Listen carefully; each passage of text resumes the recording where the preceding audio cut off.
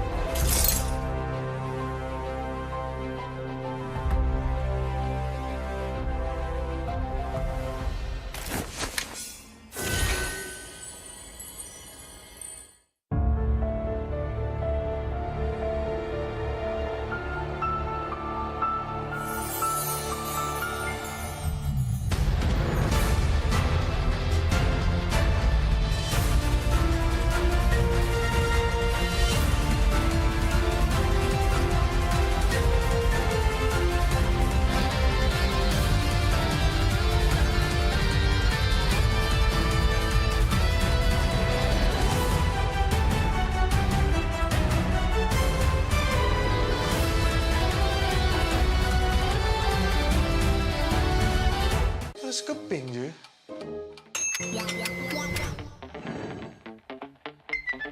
Mesti shopping pun boleh. Siap ada diskaun lagi.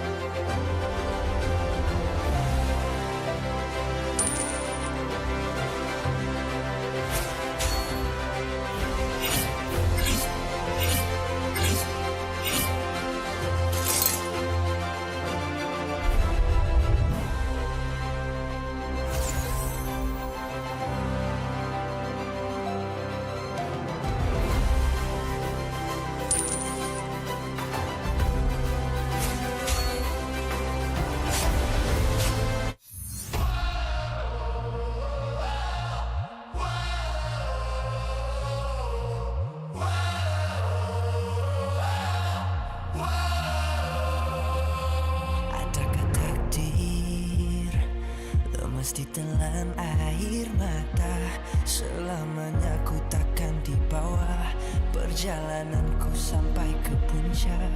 Dalam perjuangan, bila hati terang menyala, setiap luka jadi kekuatan. Pengorbanan yang jauh ujungnya.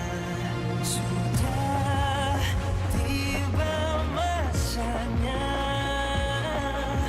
melangkah takdir, jalan yang gentir ku tempuh.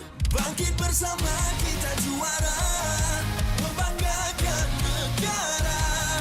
Kita kawan pentas dunia, Wira Arena. Bangkit bersama kita juara, membanggakan negara. Kerana di hujung cerita pastinya kita Wira Arena. Kita Wira Arena. Kita Wira Arena. Sweat and grind, guess we never gon' fade. This that definition of a legend. Every single move that I make, feel it ain't no doubt. Dorang kena aku, I'm a winner. Cuba check gerak-geri aku semua tiptoe macam ballerina. Genggam bara api, biasa berjadi ada. Mimpiku mula menjadi, tiada siapa je yang halang. Kalau bikin hari-hari, benda susah jadi senang. Segala cabaran aku ready, masa depan aku terang. Sudah tiba masanya melangkah takdir, jalan yang gentir ku tempuh. Bangkit bersama kita juara, membanggakan negara. Kita kawan pentas dunia, Wira Arena. Bangkit bersama kita juara, membanggakan negara. Kerana di hujung cerita pastinya kita Wira Arena.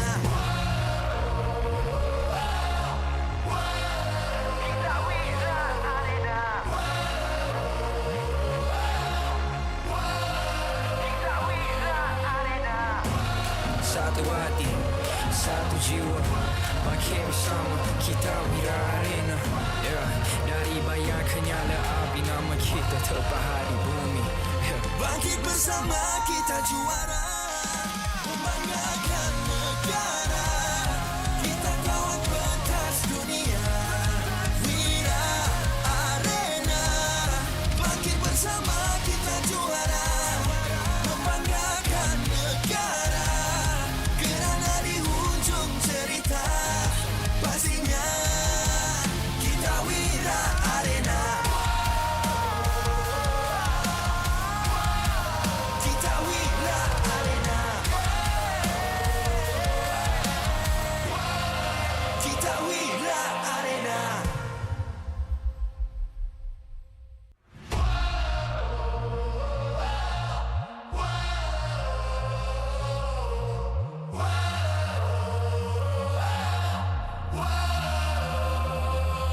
Adakah takdir mesti telan air mata.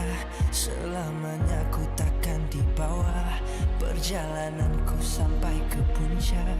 Dalam perjuangan, bila hati terang menyala, setiap luka jadi kekuatan. Pengorbanan yang jauh ujungnya. Sudah tiba masanya melangkah takdir, jalan yang gentir ku tempuh. Bangkit bersama kita juara, membanggakan negara. Kita kawan pentas dunia, Wira Arena. Bangkit bersama kita juara, membanggakan negara.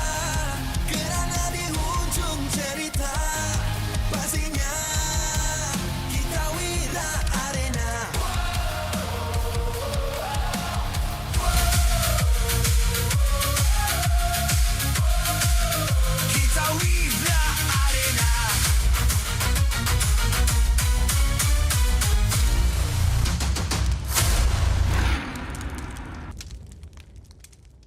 MPL Malaysia Season 17 is powered by Moonton. Presented by Celcom DG. Power up now with Celcom DG Prepaid 5G. Climb to mythical immortal with unlimited 5G power, uncapped hyperspeed and endless entertainment. Celcom DG Prepaid 5G. Limitless. Made for Gen Now. Bloop, bloop, bloop, bloop. What's that sound?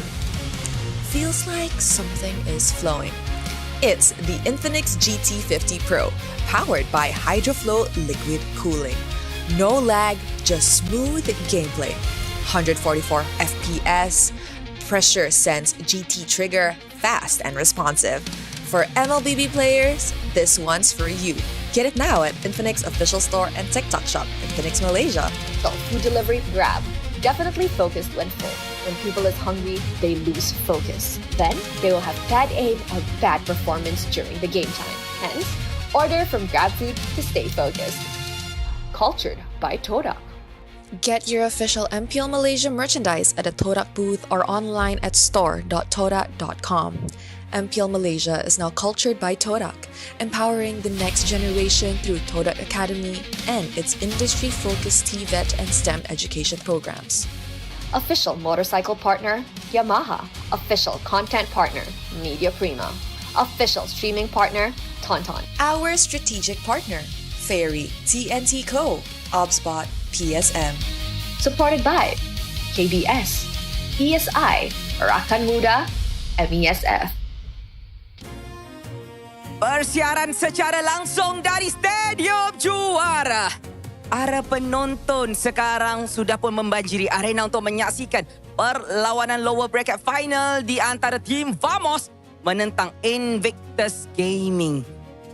Ini merupakan perlawanan yang sangat-sangat penting. Tiket terakhir untuk ke MSC. Kalah balik, yang menang rasa seronok. Kini pemain-pemain dah pun lakukan persiapan akhir untuk pertembungan ini. Segalanya akan dibuktikan dalam perlawanan berformat Best of 7 kali ini. May the best team win.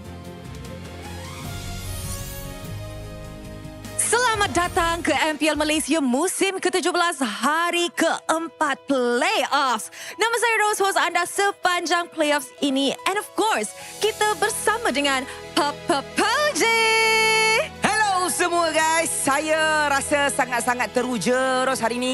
Kita akan buka majlis kita dengan award ceremony juga. Sebab untuk for the past 2 days, kita dah ada 4 award. Kita dah bagi kepada pemenang-pemenang kita. Dan hari ini ada lagi 3 jenis award yang akan kita persembahkan. Iaitu Best Content Award, Best Media Feature Award dan juga Restreamer of the Season, Rose. Yes, Poji, betul tu. And kepada orang yang mungkin tengah tanya, kenapa kita nak bagi award kepada orang-orang macam ni? Guys, you guys need to understand, ini adalah cara MPL Malaysia nak appreciate kepada semua hard work yang semua orang buat sepanjang musim ini. Sebab tanpa mereka, you guys tak akan nampak moment-moment behind the scenes, moment-moment best in-game dan banyak lagi yang berlaku di MPL Malaysia. Of course, hari ni Poji dah mention kita ada 3 award, tapi 3 award ni pun split into 3 awards, iaitu bronze, silver dan juga gold. So, more people, more better. The more the merrier. Betul! So of course, tanpa membuang masa, ayo kita mulakan dengan award pertama kita, iaitu Best Content Award. And untuk mengumumkan pemenang Best Content Award, kita ingin menjemput Mr. Alson Chan, Esports Head Production Lead Malaysia at Moonton Games, untuk mengumumkan dan menyampaikan anugerah kepada pemenang kita. Test. First of all, I want to thank our KOL, medias, and content creators.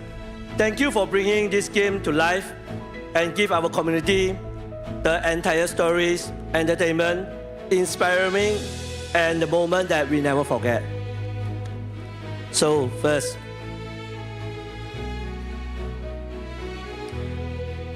the winner will be awarded in 3 types: bronze, silver, and gold. The winner for bronze goes to Harimau Malaya.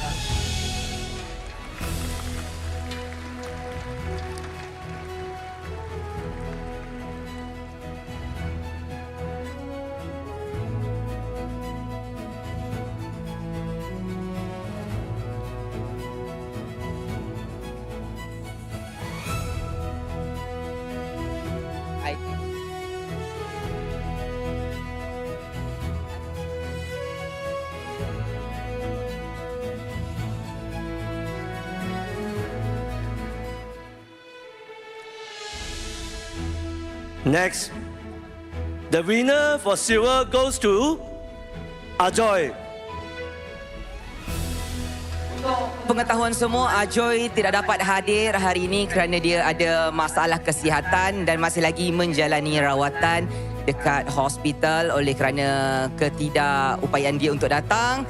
Ajoy tetap menghiburkan kita dengan konten-konten dan klip-klip yang menarik dia di TikTok. Kami dari MPL MY mendoakan kesihatan dia dan semoga diberikan kesembuhan untuk semua urusan, insyaAllah. The last one, the winner of gold goes to WTM.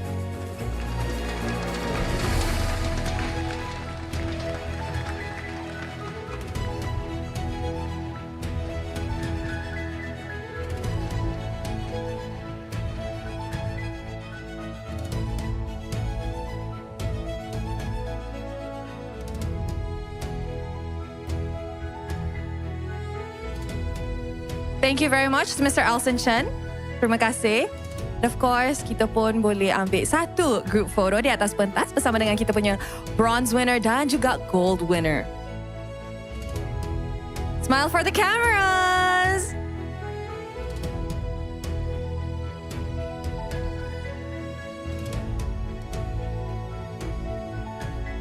Jadi kami minta untuk pemenang-pemenang memberikan sepatah dua kata. Bismillahirrahmanirrahim. First of all, thank you untuk second season Harimau Melaya dapat award ni. Thank you Muntun sebab bagi Harimau Melaya peluang untuk join this industry. Macam semua orang tahu, Harimau Melaya is a media untuk traditional, media football. Tapi masa kita join Harimau Melaya scene e-sport ni, season 11 sampai season 17, korang sangat-sangat supportive lah. Community MLBB memang sangat gila lah. Diorang like, share, comment, everything sampai kita ada sekarang. Dan kejayaan ni bukan saya seorang, tim saya juga. Pada head of editor Amin, Haikal, Mirip, thank you so much. Ini kejayaan kita bersama. Dan yang paling penting korang terus support industri e-sport kita supaya lebih berkembang maju satu hari nanti. Dan mana-mana sponsor nak sponsor pergi Paris boleh Roger konten tak mengecewakan ni. Thank you very much, Harimau Melaya. Sekarang we would like to actually hear our speech for our silver awardee. So, mari kita tengok speech daripada Ajoy on the LED. Ajoy berkiri sini. First of all, Ajoy nak ucapkan terima kasih kepada pihak MPL MY sebab actually benda ni memang tak sangka lah. Sekerdil aja boleh even tercalon pun dah terkejut lah. Even tercalon pun dah terkejut dah. Let alone apa winning kan. So sebab Ajoy rasa lagi ramai lagi yang lebih layak sebenarnya. And then kepada viewers dan followers Ajoy nak ucapkan terima kasih kerana support konten-konten Ajoy selama ni. Itulah yang menyebabkan Ajoy keep going consistently, disebabkan korang lah. And then to the fellow creators or clippers apa semua, keep doing what you guys doing consistently. Who knows, maybe you guys next. Thank you to MPLMY, to all MPLMY fans. Terima kasih Ajoy dan seterusnya kita minta pemenang gol kita itu WTM untuk memberikan sepatah dua kata. Dipersilakan. Okay, Bismillahirrahmanirrahim. Thank you, Poji and Rose. First of all, I think for those yang follow WTM, this is what we're waiting for 17 season, 8 years. Thank you so much for MPL and Muntun. We will take this as for us to work hard after this. And I just want to say like, apa yang WTM dapat ni bukan sebab usaha WTM tapi sebab support system sekeliling. Thank you all the teams, KOL, talent yang memberi kerjasama dengan kita orang untuk buat kita orang buat content semua. And I want to say thank you to my mom. Mak, orang tahu yang Mak still tak faham apa benda orang buat dalam e-sport, tapi terima kasih sebab berkat dengan doa Mak, alhamdulillah orang dapat jumpa ramai orang-orang baik dalam e-sports. Thank you so much. And lastly, I want to shout out to my nephew and my niece. Diorang adalah fans saya sejak lahir, literally. Thank you sebab support Asu, and Asu harap Asu dah buat awak korang semua proud lah. Thank you so much everyone. Terima kasih banyak-banyak. Jadi dipersilakan untuk kembali semula ke tempat duduk. Terima kasih banyak-banyak. Dan sekarang kita akan menyampaikan award yang kedua, iaitu Best Media Feature Award. Sama seperti tadi, kita akan bahagikan kategori kepada 3, bronze, silver dan juga gold. Dan untuk mengumumkan pemenang Best Media Feature Award ni, kita ingin menjemput Mr. Marcus Lim, Head of Public Relation Overseas, untuk mengumumkan dan menyampaikan anugerah kepada pemenang. Dipersilakan. Test. And today we will be announcing the top 3 winners of the Best Media Feature Award. The media in our ecosystem have been hugely important to helping us tell the stories behind esports beyond what you just see on stage. These are the media, your MVPs, who have done us so proud in bringing to life all the stories that maybe you guys don't see. So today I'll be announcing 3 tiers of the Best Media Feature Award: bronze, silver and gold. The winner for the bronze goes to Bernama.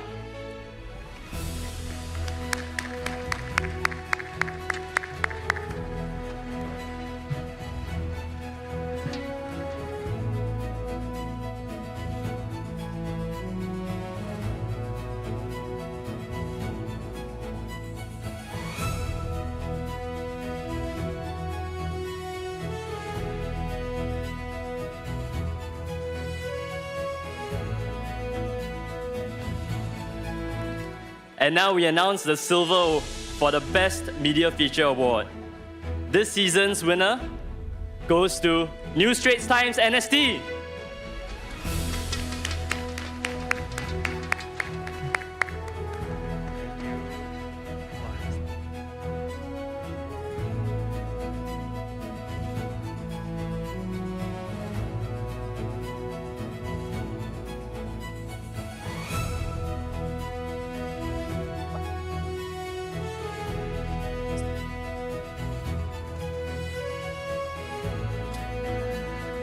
And now, the winner for the Best Media Feature Award for this season.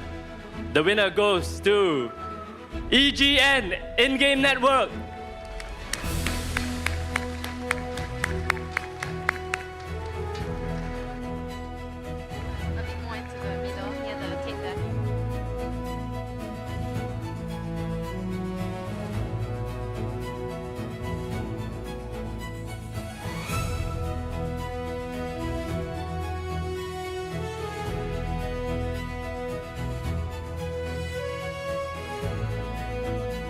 Terima kasih kepada Mr. Marcus Lim.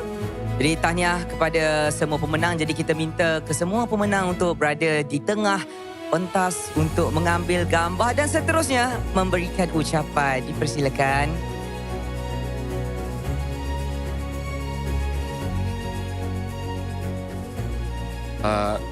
First of thank you kepada MPL MY kerana menghargai petugas-petugas media dengan anugerah macam ni. Ia sedikit sebanyak memberi semangat untuk kami lagi terus cover berita-berita isukan and also MPL. And also thank you kepada family and also my company bernama. Thank you.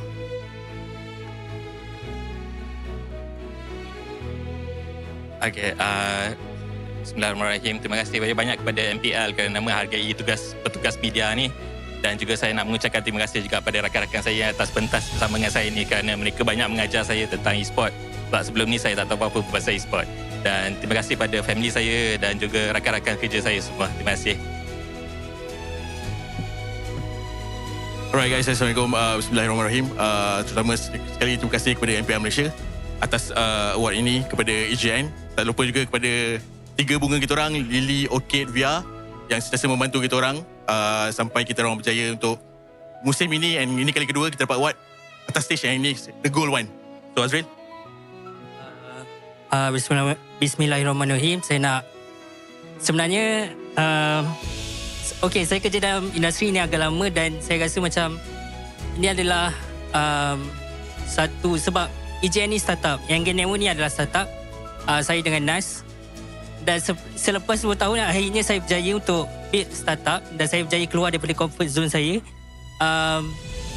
So saya nak dedicate sebenarnya kemenangan ni untuk orang yang saya selalu sanjung, which is nama dia Juara.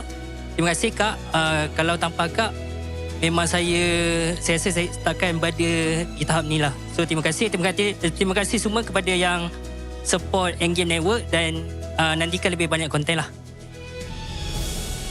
Terima kasih dan tahniah sekali lagi kepada pemenang-pemenang kita. Now, Poji, kita pun sudah sampaikan 2 award. And I rasa semua orang dalam stadium Juara ni sangat-sangat excited untuk award ketiga.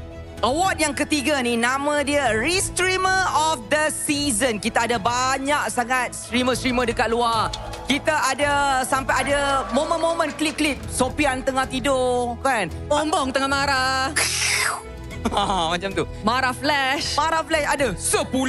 Ada juga dan ramai lagi lah.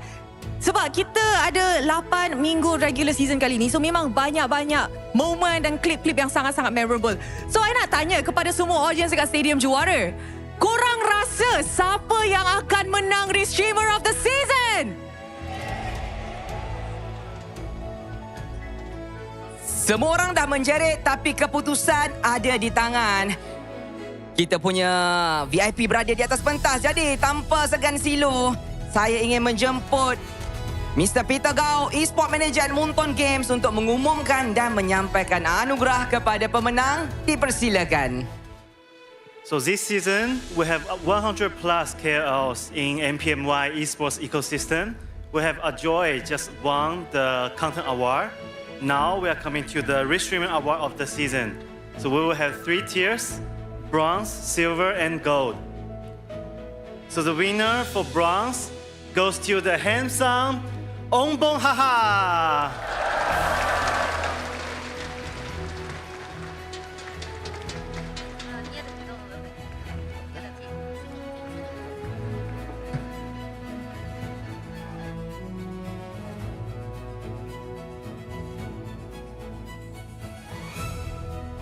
Guys, sekali lagi, Ombong!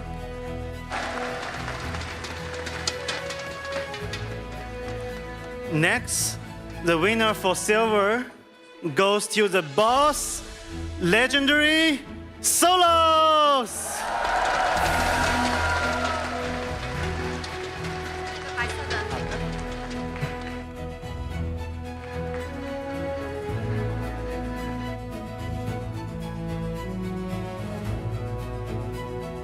Tahniah kepada Maharaja kita dapat silver plated.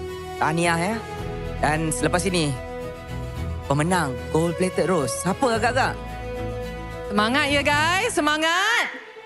The winner for gold goes to the 10 Fix.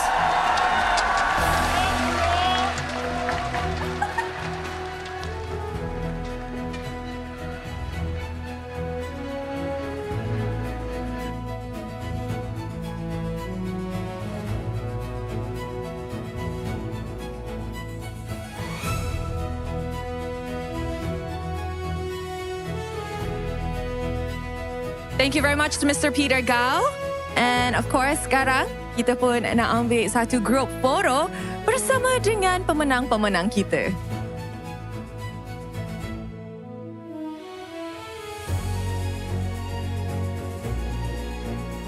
Jadi sekarang kita akan minta pemenang-pemenang kita untuk menyampaikan sepatah dua kata sebagai penghargaan kepada usaha mereka selama ini. Dipersilakan. Okay, thank you Poji, thank you Rose. So first of all, thank you kepada Allah dan rezekinya. Dan sebenarnya this is my first time sepanjang 8 tahun saya stream. This is my first time dapat. Dan special thanks to warga Kick dan Clipper moderator yang terus support saya punya stream dan viewer-viewer semua. Jadi ketawa lah. Dan sepanjang perjalanan big thanks to tim lah dari tim Bosku, Homeboys, 7GL dan semua yang apa ya dan bergerak lah ni. Thank you so much. Tak mention Flash ke? Tak nak terima kasih dekat Flash ke? Thank you Flash for tapi nak lepas je kenapa ya. Alright, thank you. Solos. Macam saya tak kata panjang kot sebab saya rasa terharu kan sebab dapat ni kan. So terima kasih yang selama ni mengikuti saya daripada day one sampai ke hari ni. Terima kasih banyak-banyak dan thank you juga orang yang datang hari ni. So saya rasa mungkin akan datang nanti kita akan buat lagi terbaik lah. So itu saja. Terima kasih. Oh. Okay. Saya nak mengucapkan thank you so much kepada especially Muntun lah. Ini 2 kali berturut-turut dapat streamer of the season. Thank you so much Muntun and thank you kepada fan-fans, viewer saya. Okay. Sini. Viewer saya yang sedang menonton, thank you so much and tak lupa juga kepada ibu bapa saya, thank you so much and just keep supporting MPL MY guys. Thank you so much. Wow. Soft spoken ya? Ya, soft spoken. Tapi terima kasih kepada pemenang-pemenang kita. Anda dah boleh kembali semula ke tempat duduk. Saya teruja sebab fix soft spoken. Kan? I dah cakap. Dia memang kalau atas pentas memang soft spoken. I'm touched. You're touched? Are you crying? Inside. Tak boleh nangis lagi sebab kita pun nak main satu game hari ini di mana perlawanan ini sangat-sangat penting kepada dua-dua pasukan iaitu Team Vamos dan juga Invictus Gaming. Kalah, terpaksa cuba untuk M8. Lain season. Yup, next season. Tapi kalau menang, tiket EWC MSC Paris, ia punya. Wish. Oji, ini adalah lower bracket finals best of 7.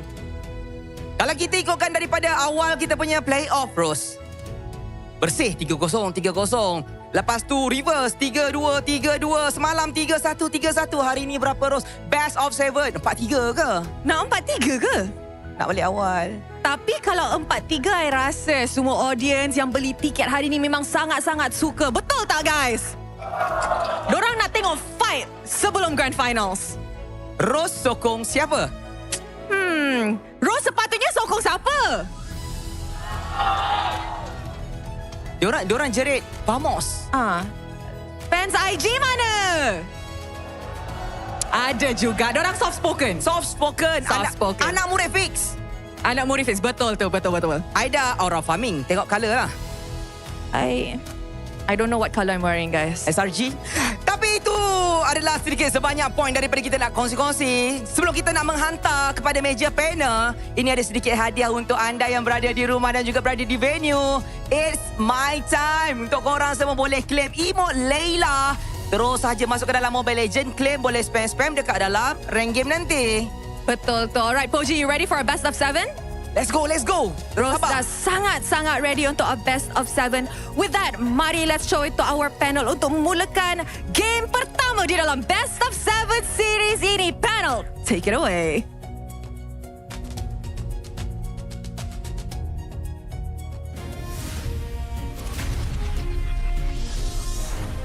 And with a quick conclusion to the ceremony, once again, we congratulate all to our winners of each of the individual categories. For everybody else out there who's ready for this best of 7, you're watching the MPL MY Season 17. My name is Gideon Q. We've got Huskin as well as LaFell back at it again here for this epic battle. Yesterday, we saw one team punch their ticket to Paris. SRG have already accommodated that. Who will join them next? Will it be IG or Vamos, boys? It's going to be a fun time. Now, before I get into both of you guys, we have to give a big shout out to our sponsors. Yes, big ups to Power Up Now with Cellcom DG Prepaid 5G Power Pass, the Go Limitless and Unlimited 5G power and uncapped hyperspeeds made for the Gen Now. And by the way, if you are in the crowd, you have glow sticks, and you also have a chance to also redeem the player trading cards. So come to the venue right now and go check out the Cellcom Digi booth. Maybe you're going to get some of your favorite players. But let's get into this, boys. What are you feeling? Yesterday has already kind of set the tone. We're hoping for something else. We're hoping for similarities. If I'm thinking from just on the surface level, I'm thinking Vamos got this, right? Because IG didn't really have the best finisher yesterday. I think there were some heated discussions online about how certain roles were not really up to par. Versus Vamos, they were doing great. some mistakes from BTRM, but overall, Vamos just looked more solid. I don't want to disagree with you because after what happened yesterday in their performance in the upper brackets, where it was a 3-1 victory as SRG moves on to the grand finals and a qualification spot for EWC MSC, IG have a lot of big questions around them, LaFell. Do you think that they can recover from this, or is this like, it's a Vamos day confirmed? I feel like it definitely depends on, honestly, the first game, because who's going to be playing that goal lane, right? Right? Everyone online said Darmian looked pretty good. So I don't know whether the coaches is going to give him another chance or they're like, you know what? We got to let Mel Cutie redeem himself. Because it's always a tough question. Sometimes the guy that made a mistake, he's like, you know what? I'm going to be better today.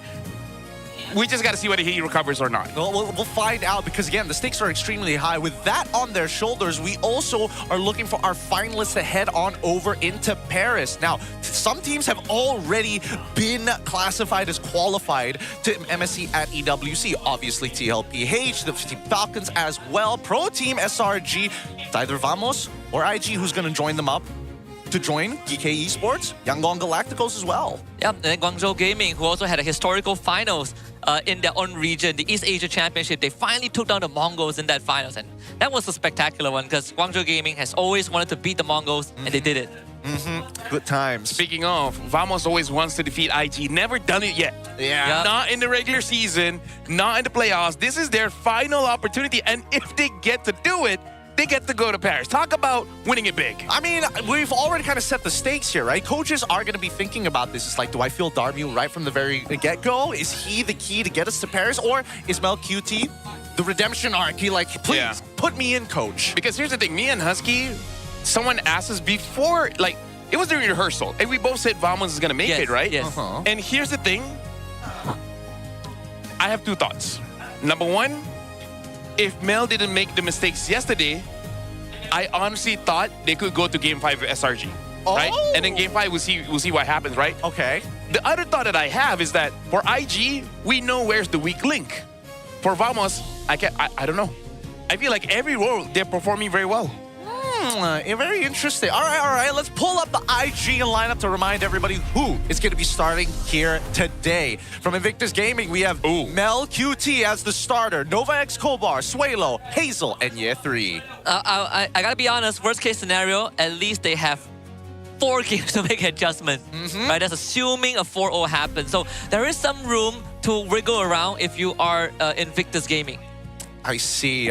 It's interesting to know that, like, despite all the, I wouldn't say failures, but at the very least, knockdowns in terms of what Vamos was expected to do from the beginning of the season, I am extremely glad that they have recovered. They have found themselves a new light, a new energy. Now, Team Vamos, starring Natko, Zekeef, Plokun, Air 404 alongside Sapat. They've kind of changed the look of this team.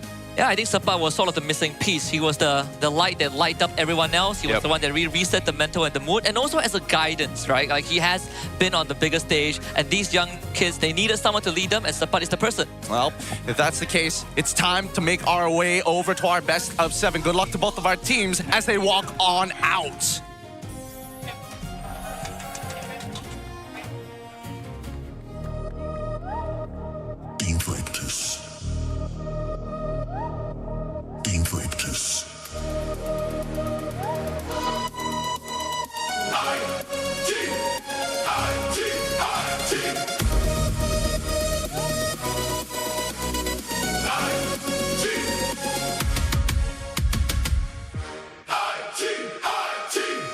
We believe. The time for waiting is over. No hesitation, no mistakes, no looking back. Paris stands just one series away, and Invictus Gaming have everything they need to seize it. The talent, the confidence, the belief. This is the moment where one match can change a team's destiny. Brace yourselves, here comes Invictus Gaming! All in on Hazel to carry these games. If yesterday's performance was great, he needs to be better than great. With big questions around the side lane, they're gonna have to figure out a drafting strategy to win.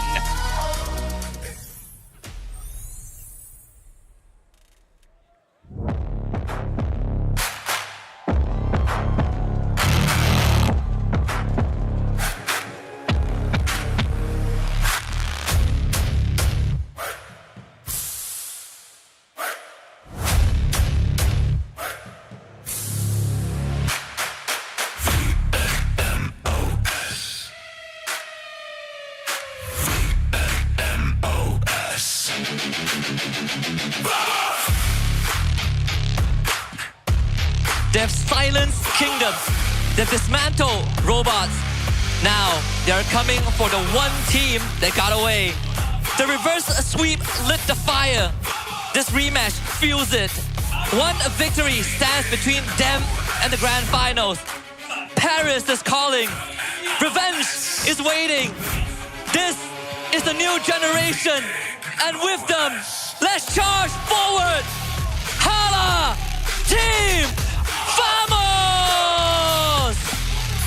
Air 404 fought like a champ yesterday, even though he was still sick. Can he light that fire for another night? Just one more time to get that ticket to Paris. With a lot of questions around IG, Vamos are looking formidable this time round coming into this matchup, and they will not let this chance slip away.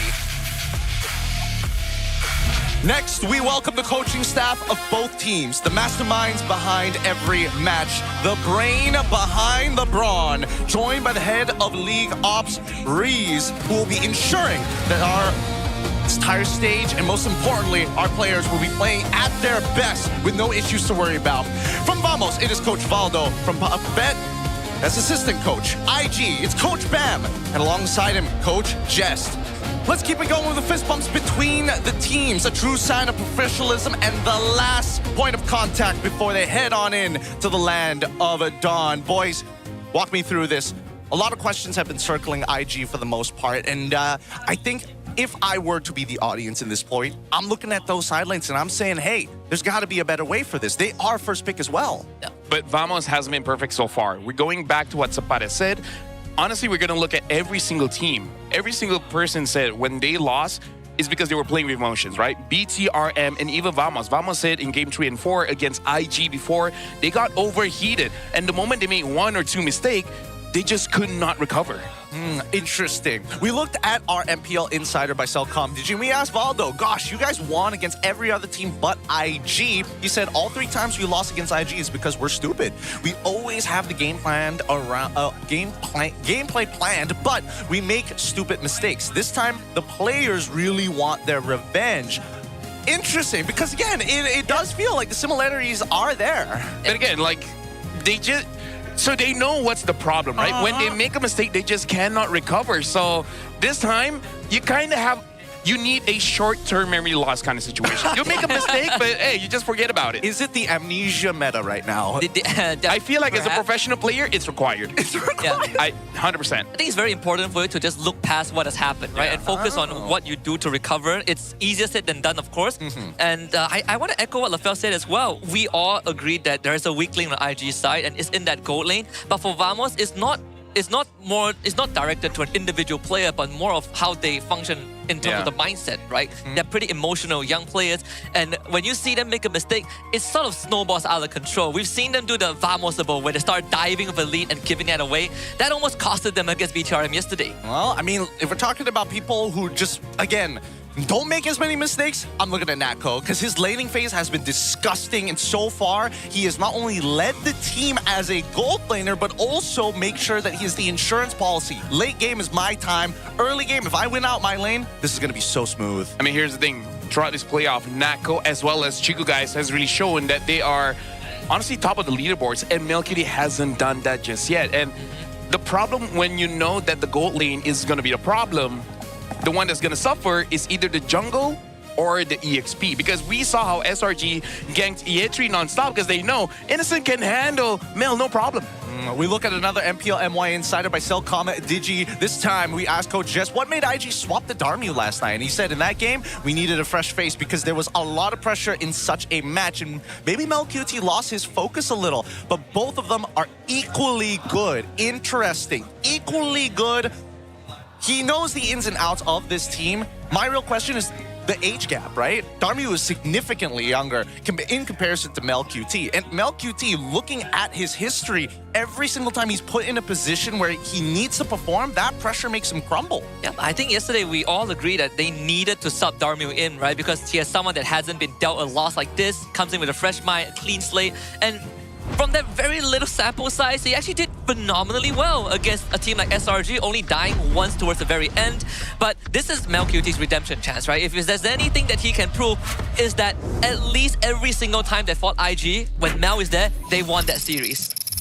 Let's see in the drafting phase whether or not they're going to try and take advantage of every little crevice, every little weakness. We can see our random map is flying clouds, so maybe the early game actually is saved this time round, and hopefully this actually might work for IG. I think it would work for Vamos, right? Because Vamos' strongest map is also flying clouds. And it's also true. Yesterday, before they even played the series, they won like, what, 8 out of 10 games?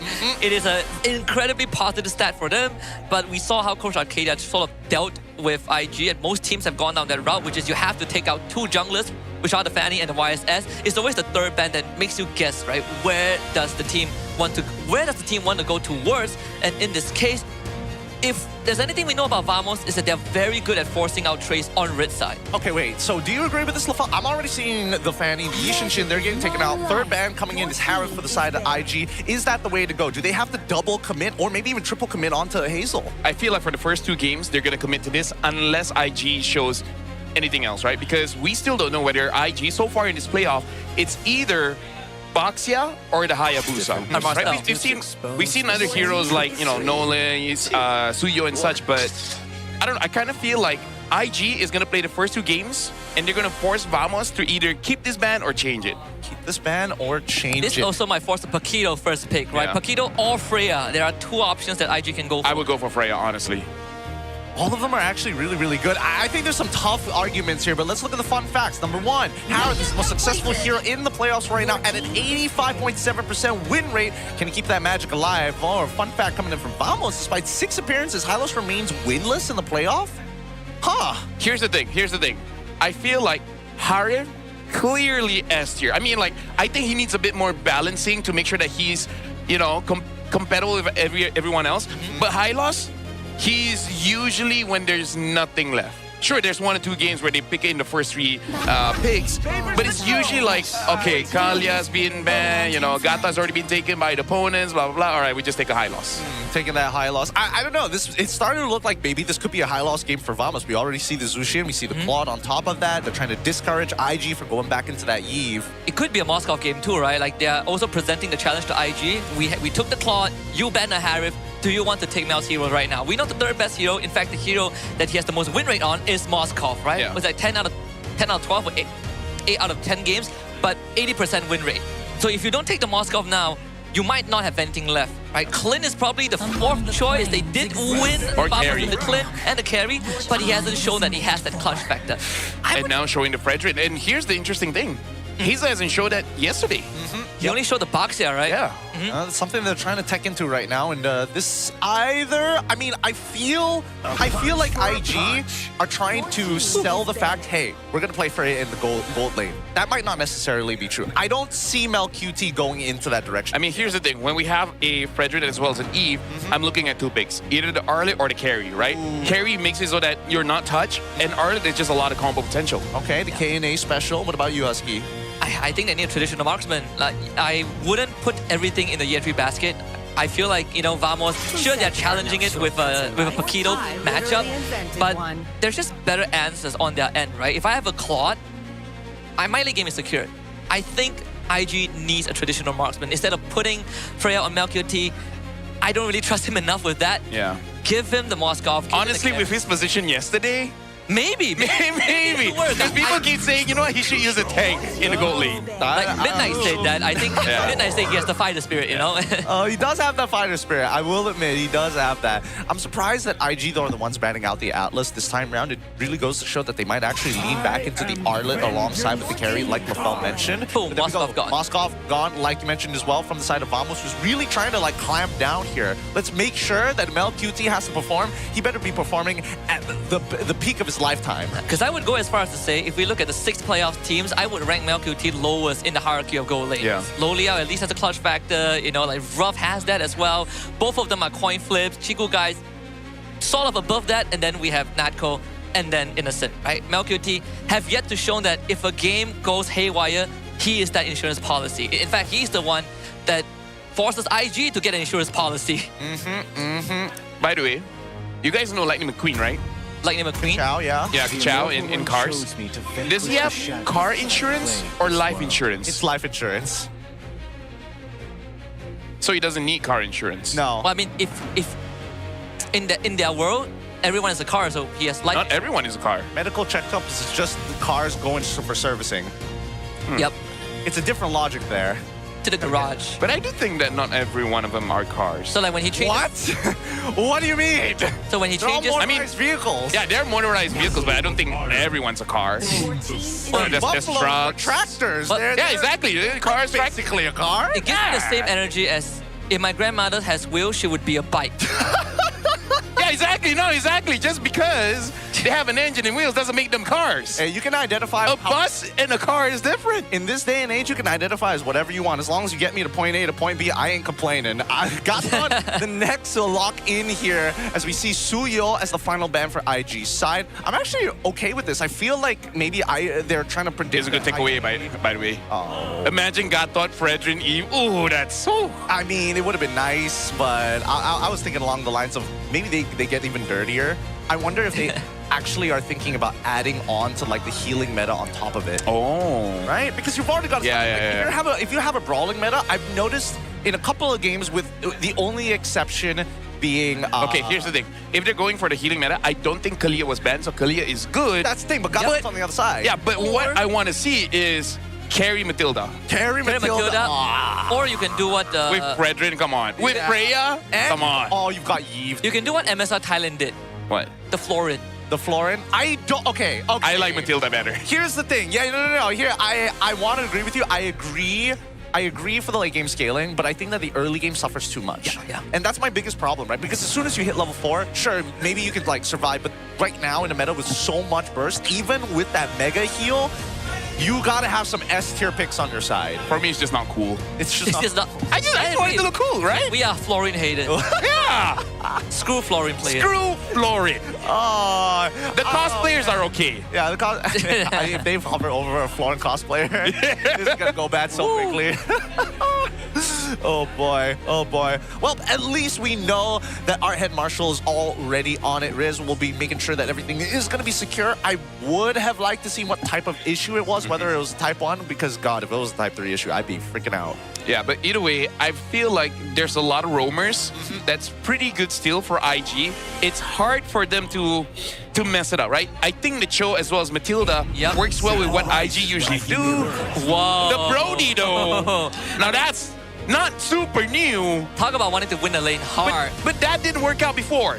It was picked up before. I can't remember. Was it Lo Liao? Was it Lo? No. SkyZ. SkyZ played it. Ah, right. Okay, you know what?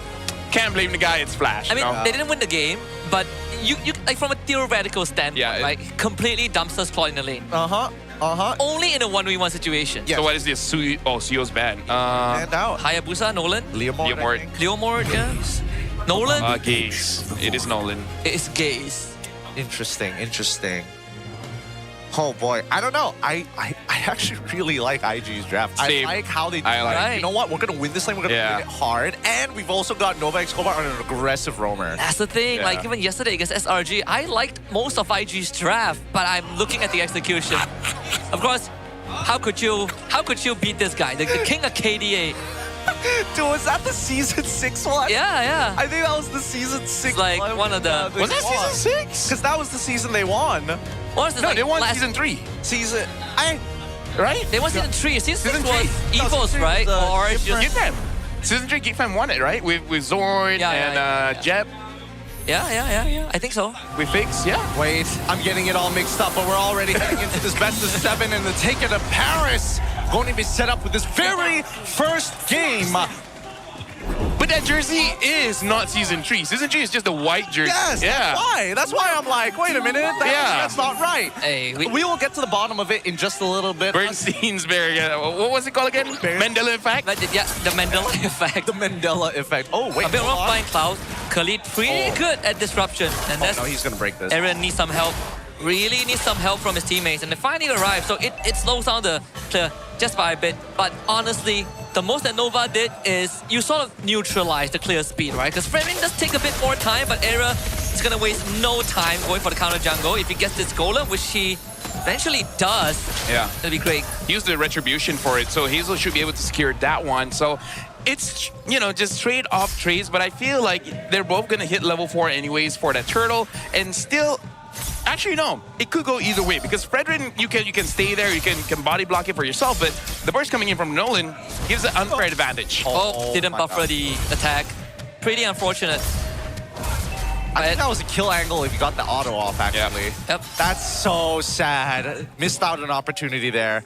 But it's okay. It did force Nako to not actually force himself to get a DHS early on. He has to respect this, opting to make sure that he's got tier 2 boots, and also making sure that he has Quantum charge on top of it all, really to stay healthy. If I remember correctly, I think there's an upcoming update where they're like making it so that Brody is not super punished with attack speed items. Really? Yeah, like the percentage gets a little bit better. Like, it's still not optimal, but okay, long story short, faster attack speed. Not like normal attack speed heroes, but like just a bit faster. Yeah. Okay. But I mean, Nako was able to take a recall, but MLBB stuck around to take the gold crab. So the trade-off is that he is going to have lower health pool if they do end up in a fight. But all eyes are going to be on this turtle. Arrow 4-4 doesn't really have much direction to go towards, so they are just going to do it in a very honest manner. Yetri in, but it's going to be Hazel. They take the turtle away. So DK, pause to revitalize. Both teams disengage. Good disengage from Vamos, actually, right? Making sure that at least Air 4-4 is pathing away. Oh, hold on. Oh, it's RWM. He's trapped in the box. First blood. ZK overextends. Yeah. Again, I feel like it's okay for Vamos to just play it slow, but at that point, I feel like Ziki was just trying to hold the river just a little bit more, because going up against IG, especially with this kind of draft, you don't want to give them 100% river control. So he just tried to establish it for himself. It didn't work out, but I don't think it's that punishable, right? I just feel like try to win your EXP.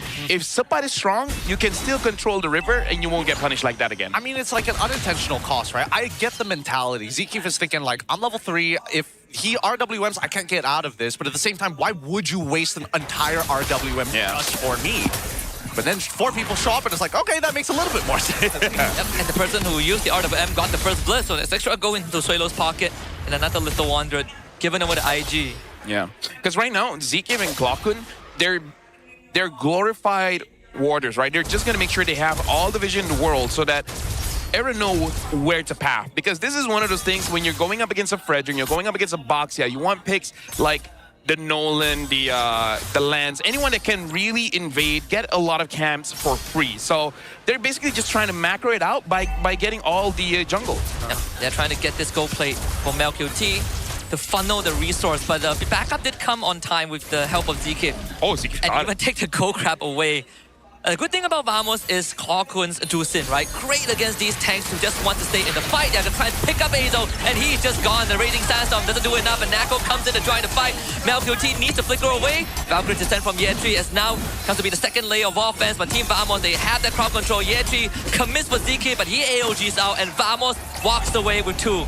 Really good stuff coming in from Vamos here. Unfortunately, it doesn't net them the turtle, but at the very least, the ideas are there. Supat's got to leave the lane a little bit faster than Yetri to make that impact, and he's even, whoa!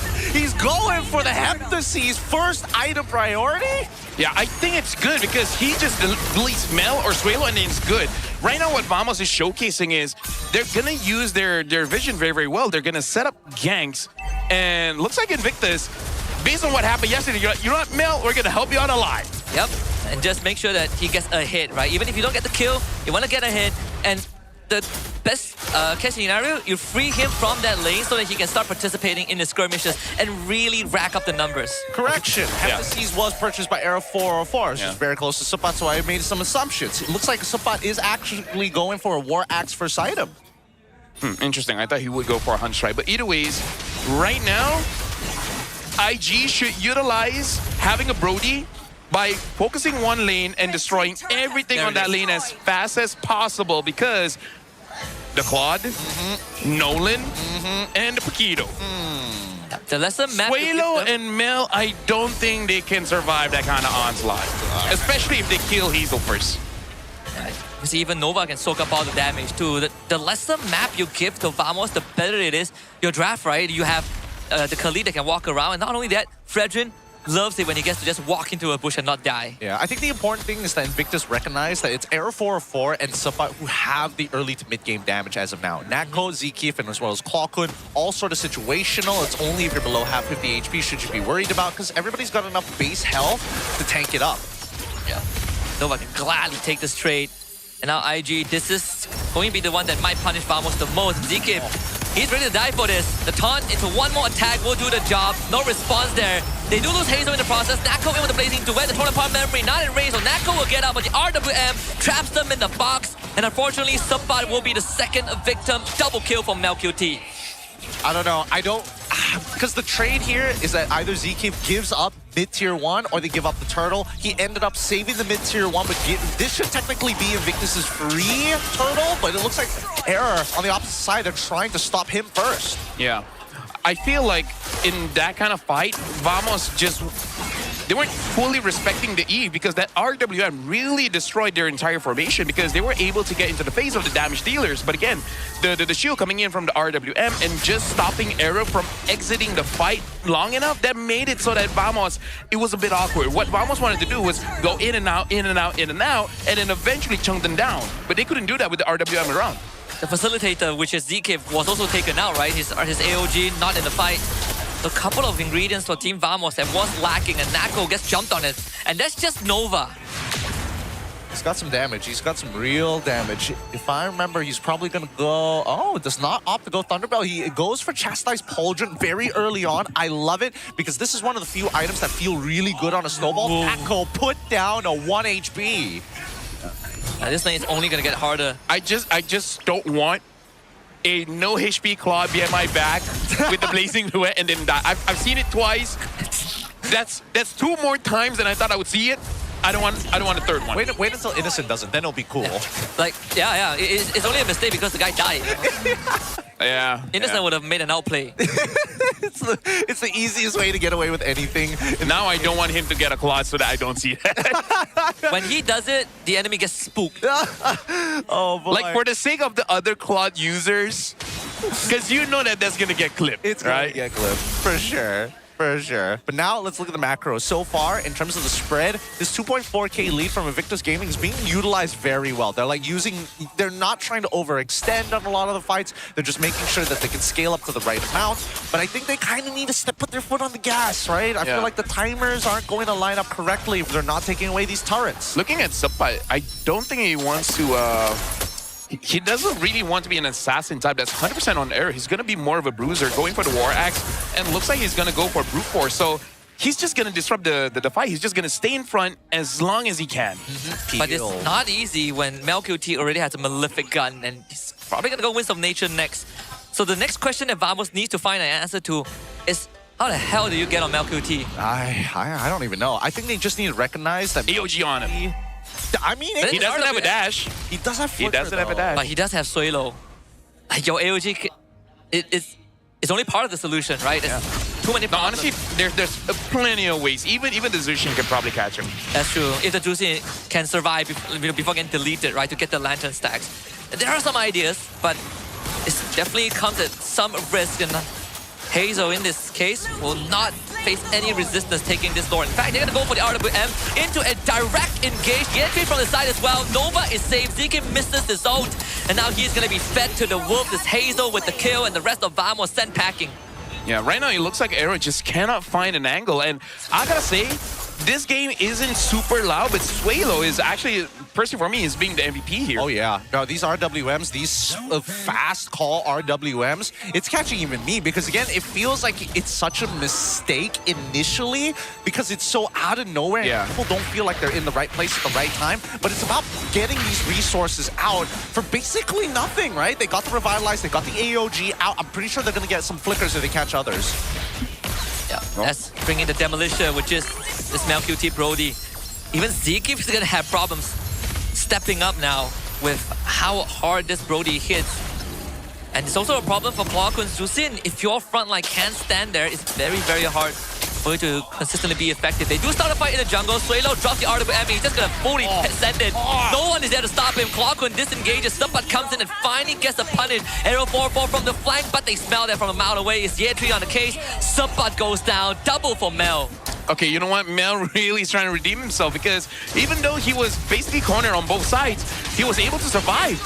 And this guy doesn't have a dash. Well, kind of a dash, but it's like a risky one. He just kisses you. Yeah, it's a somersault, no? Does a cool kick flip off of you. Yeah. Yeah, we're going to be looking at an instant replay here. And again, the fight starts off with the RWM. And all the while, Supat tried to get onto Mel. Beautiful flicker to avoid that. And then they try to scissor him in. But again, Yetri, Suelo, as well as Nova, they're creating quite a good box around Mel just to make sure that no one gets close enough. If we're talking about like the box of influence, as most people like to call it, I think that Invictus Gaming understand that a lot of it just is let Suelo start the initiation, right? We don't need too much else. We just want to get the response out of Vamos, and then we can just keep fighting afterwards. And not to mention Hazel's 3-man energy eruption, right? And that also kept Vamos in place. It's pretty hard for Vamos to cut through just the front line itself. And then you still have to deal with this artillery from MelQT. Honestly, yeah, it's been a long time, but Eve Fredrin is so disgusting because one of the counters is the Claw, but then the Fredrin kind of deals the Claw. It's kind of like whatever weakness Fredrin has, Eve supplements it, and then whatever weakness Eve has, you know, Fredrin supplements it. Who knew a 200-centimeter guy and a cosmic being is a match made in heaven? Who knew? Or hell, depends on which one you prefer. Look, this is a very diverse lineup, right? You have guys, you have gals, you have tall, you have celestial beings, you have tall people, short people. Brody's arm is cursed or something. Yeah, like you have bright-skinned people and darker-skinned people. This is everything, you know. You got a Range, BB melee, there. Magic, classic weapons. Greek gods. Someone just comes in and punch you in the face. Yeah. You would imagine this is the modern movie cast, by the way. This is what Hollywood envisioned how movies would be. Okay, I would say that's pretty accurate because okay, no ult there, no Raging Sandstorm for the upcoming fight, and I think this is where Vamos start to take space here.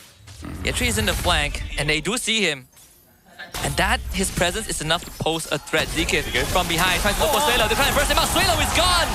This is what Vamos is good at, to find these nooks and crannies, and MelQT is going to be the main course, and they have just found it. Wisdom Nature, not enough to keep it alive. It does a quantum charge! Last second, Nako really wants it and gets the shutdown. Now Nako out of the fight and is Vamos' way back. Yo, shout out to Zeke, man. That was sneaky. That was a good engage. Really, really good engagement. They get a 2 for 3 in favor of Vamos, and now this is going to be the Lord of that one fight. What a confusing puzzle to deal with, man. They are playing very real checkers here. Over here, we got to look at an instant replay, and I think what Vamos is doing is like, they're showing error, they're showing Supai. I mean, like, where are the flankers? Psych is the Gaton Kacha, right? It's smoke and mirrors, and it really made Invictus panic, right? They made it so that we don't know what's going on. We're just going to press buttons and hope it works out. And they don't have the AOG, so Zikif can... so Nova... Not AOG, the Raging Sandstorm. So Nova can't really have that door stop, right? You can't really ult someone to break the tempo. And now Vamos, just like that, swung a 4K gold deficit around. And Nova Escobar forced to use the quick send guard to keep himself alive, but that dome, Sand, you can only keep him up for so long. Vamos, just like the games that we've seen them play before, gets their way back into the game with just one good fight. Really good fight, as a matter of fact. And this is why I was thinking that maybe Invictus needed to kind of hurry up on these outer-tier turrets, man. Like, Brody can only do so much and isn't exactly known for hard scaling compared to, like, Claude. Yeah. I like that. Yes, Invictus kind of made a mistake by not hurrying it up, but at the same time, it's more on Vamos outplaying. So it's really refreshing, but for Invictus, it's not completely over just yet because you just need one good fight and some minions, and Brody can destroy the base super, super fast. But you can already see the problem in protecting this guy. There's just too many ways for people to get him.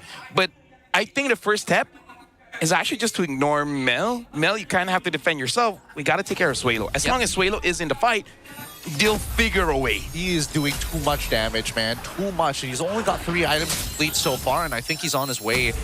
Potentially. Oh, wait, hold on. Again, the AOG decided to connect, but Suelo assassinated again.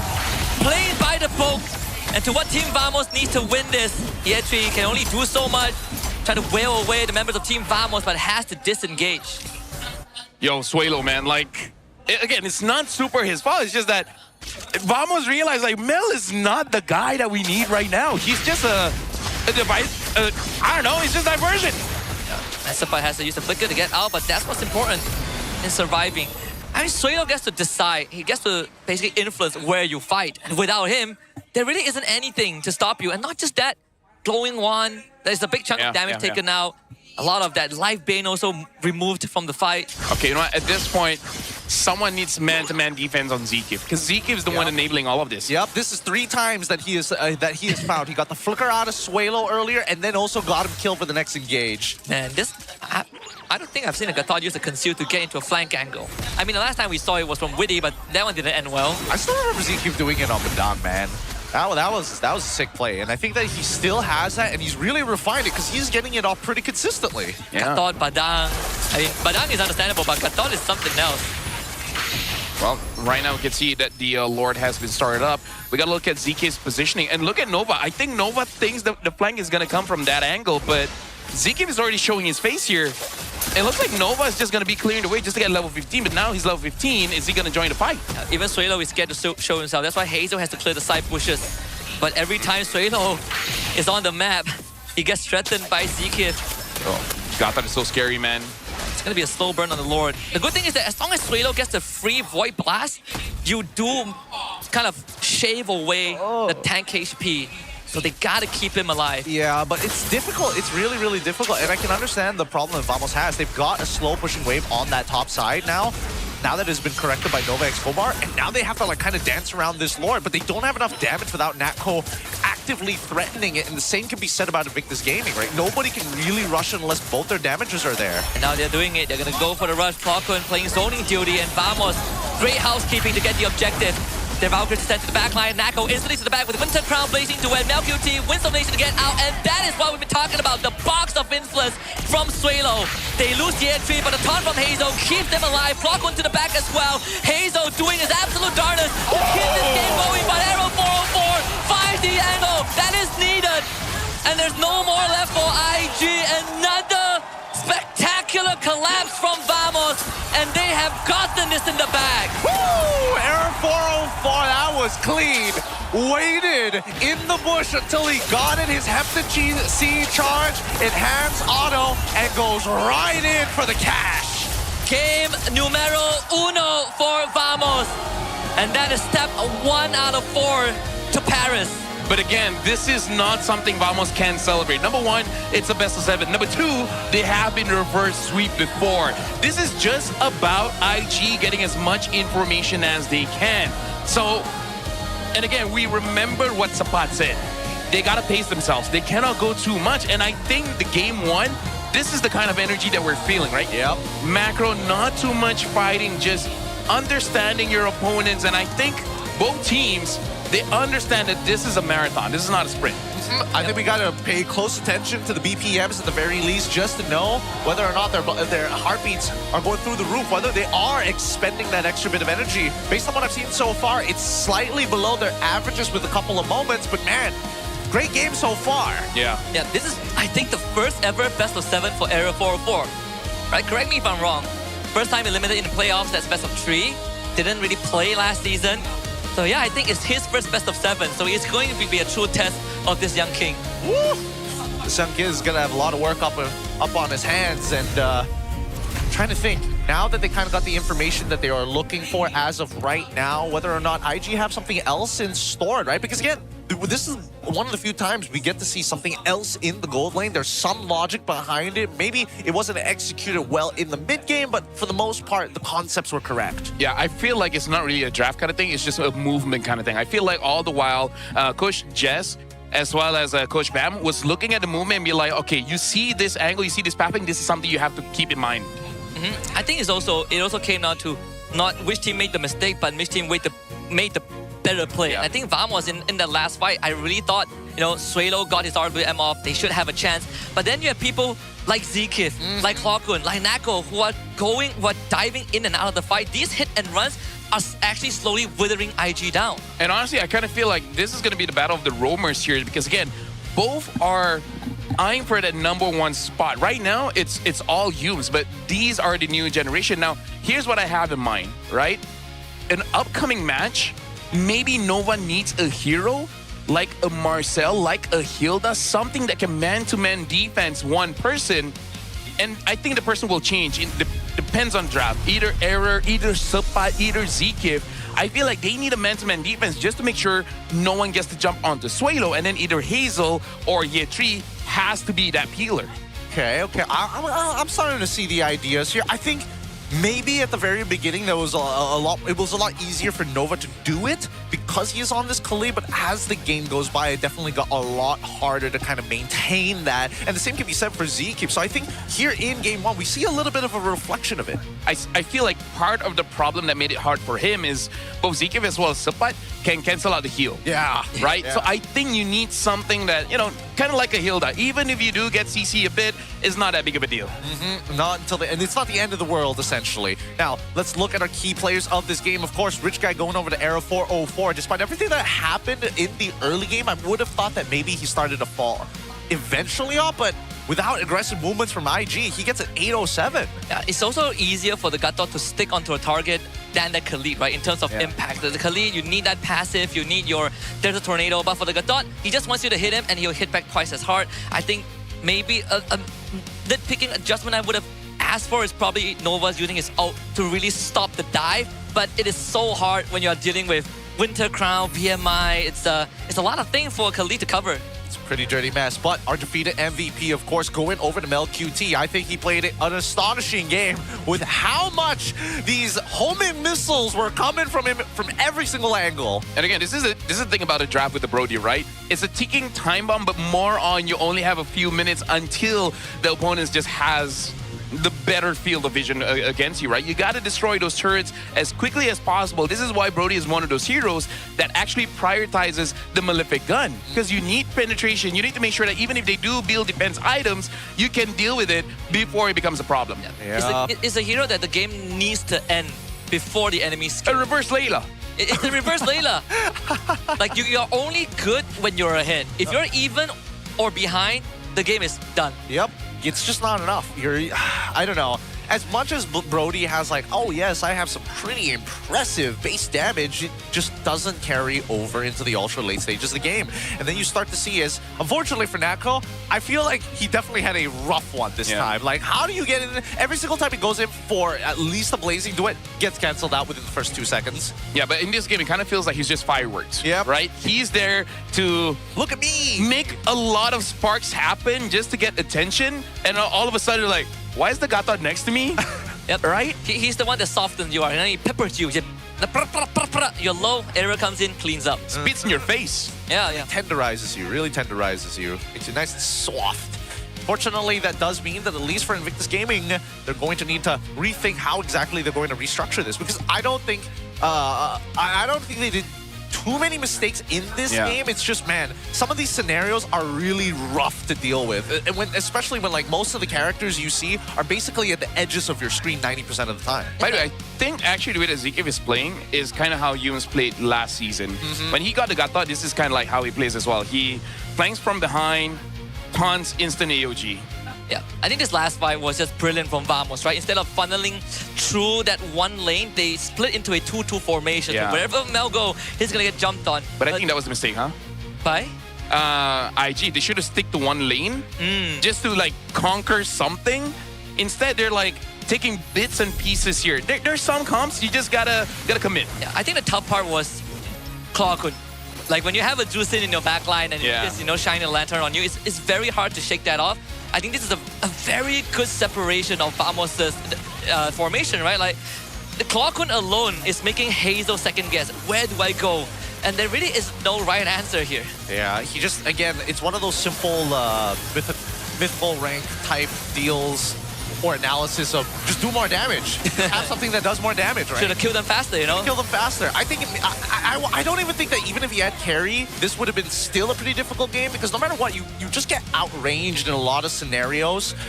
And I think that at least this time around, I don't have to worry about Mel QT. Now I'm a little more worried towards Yea 3's matchup, because how many times is he really going to get this Freya?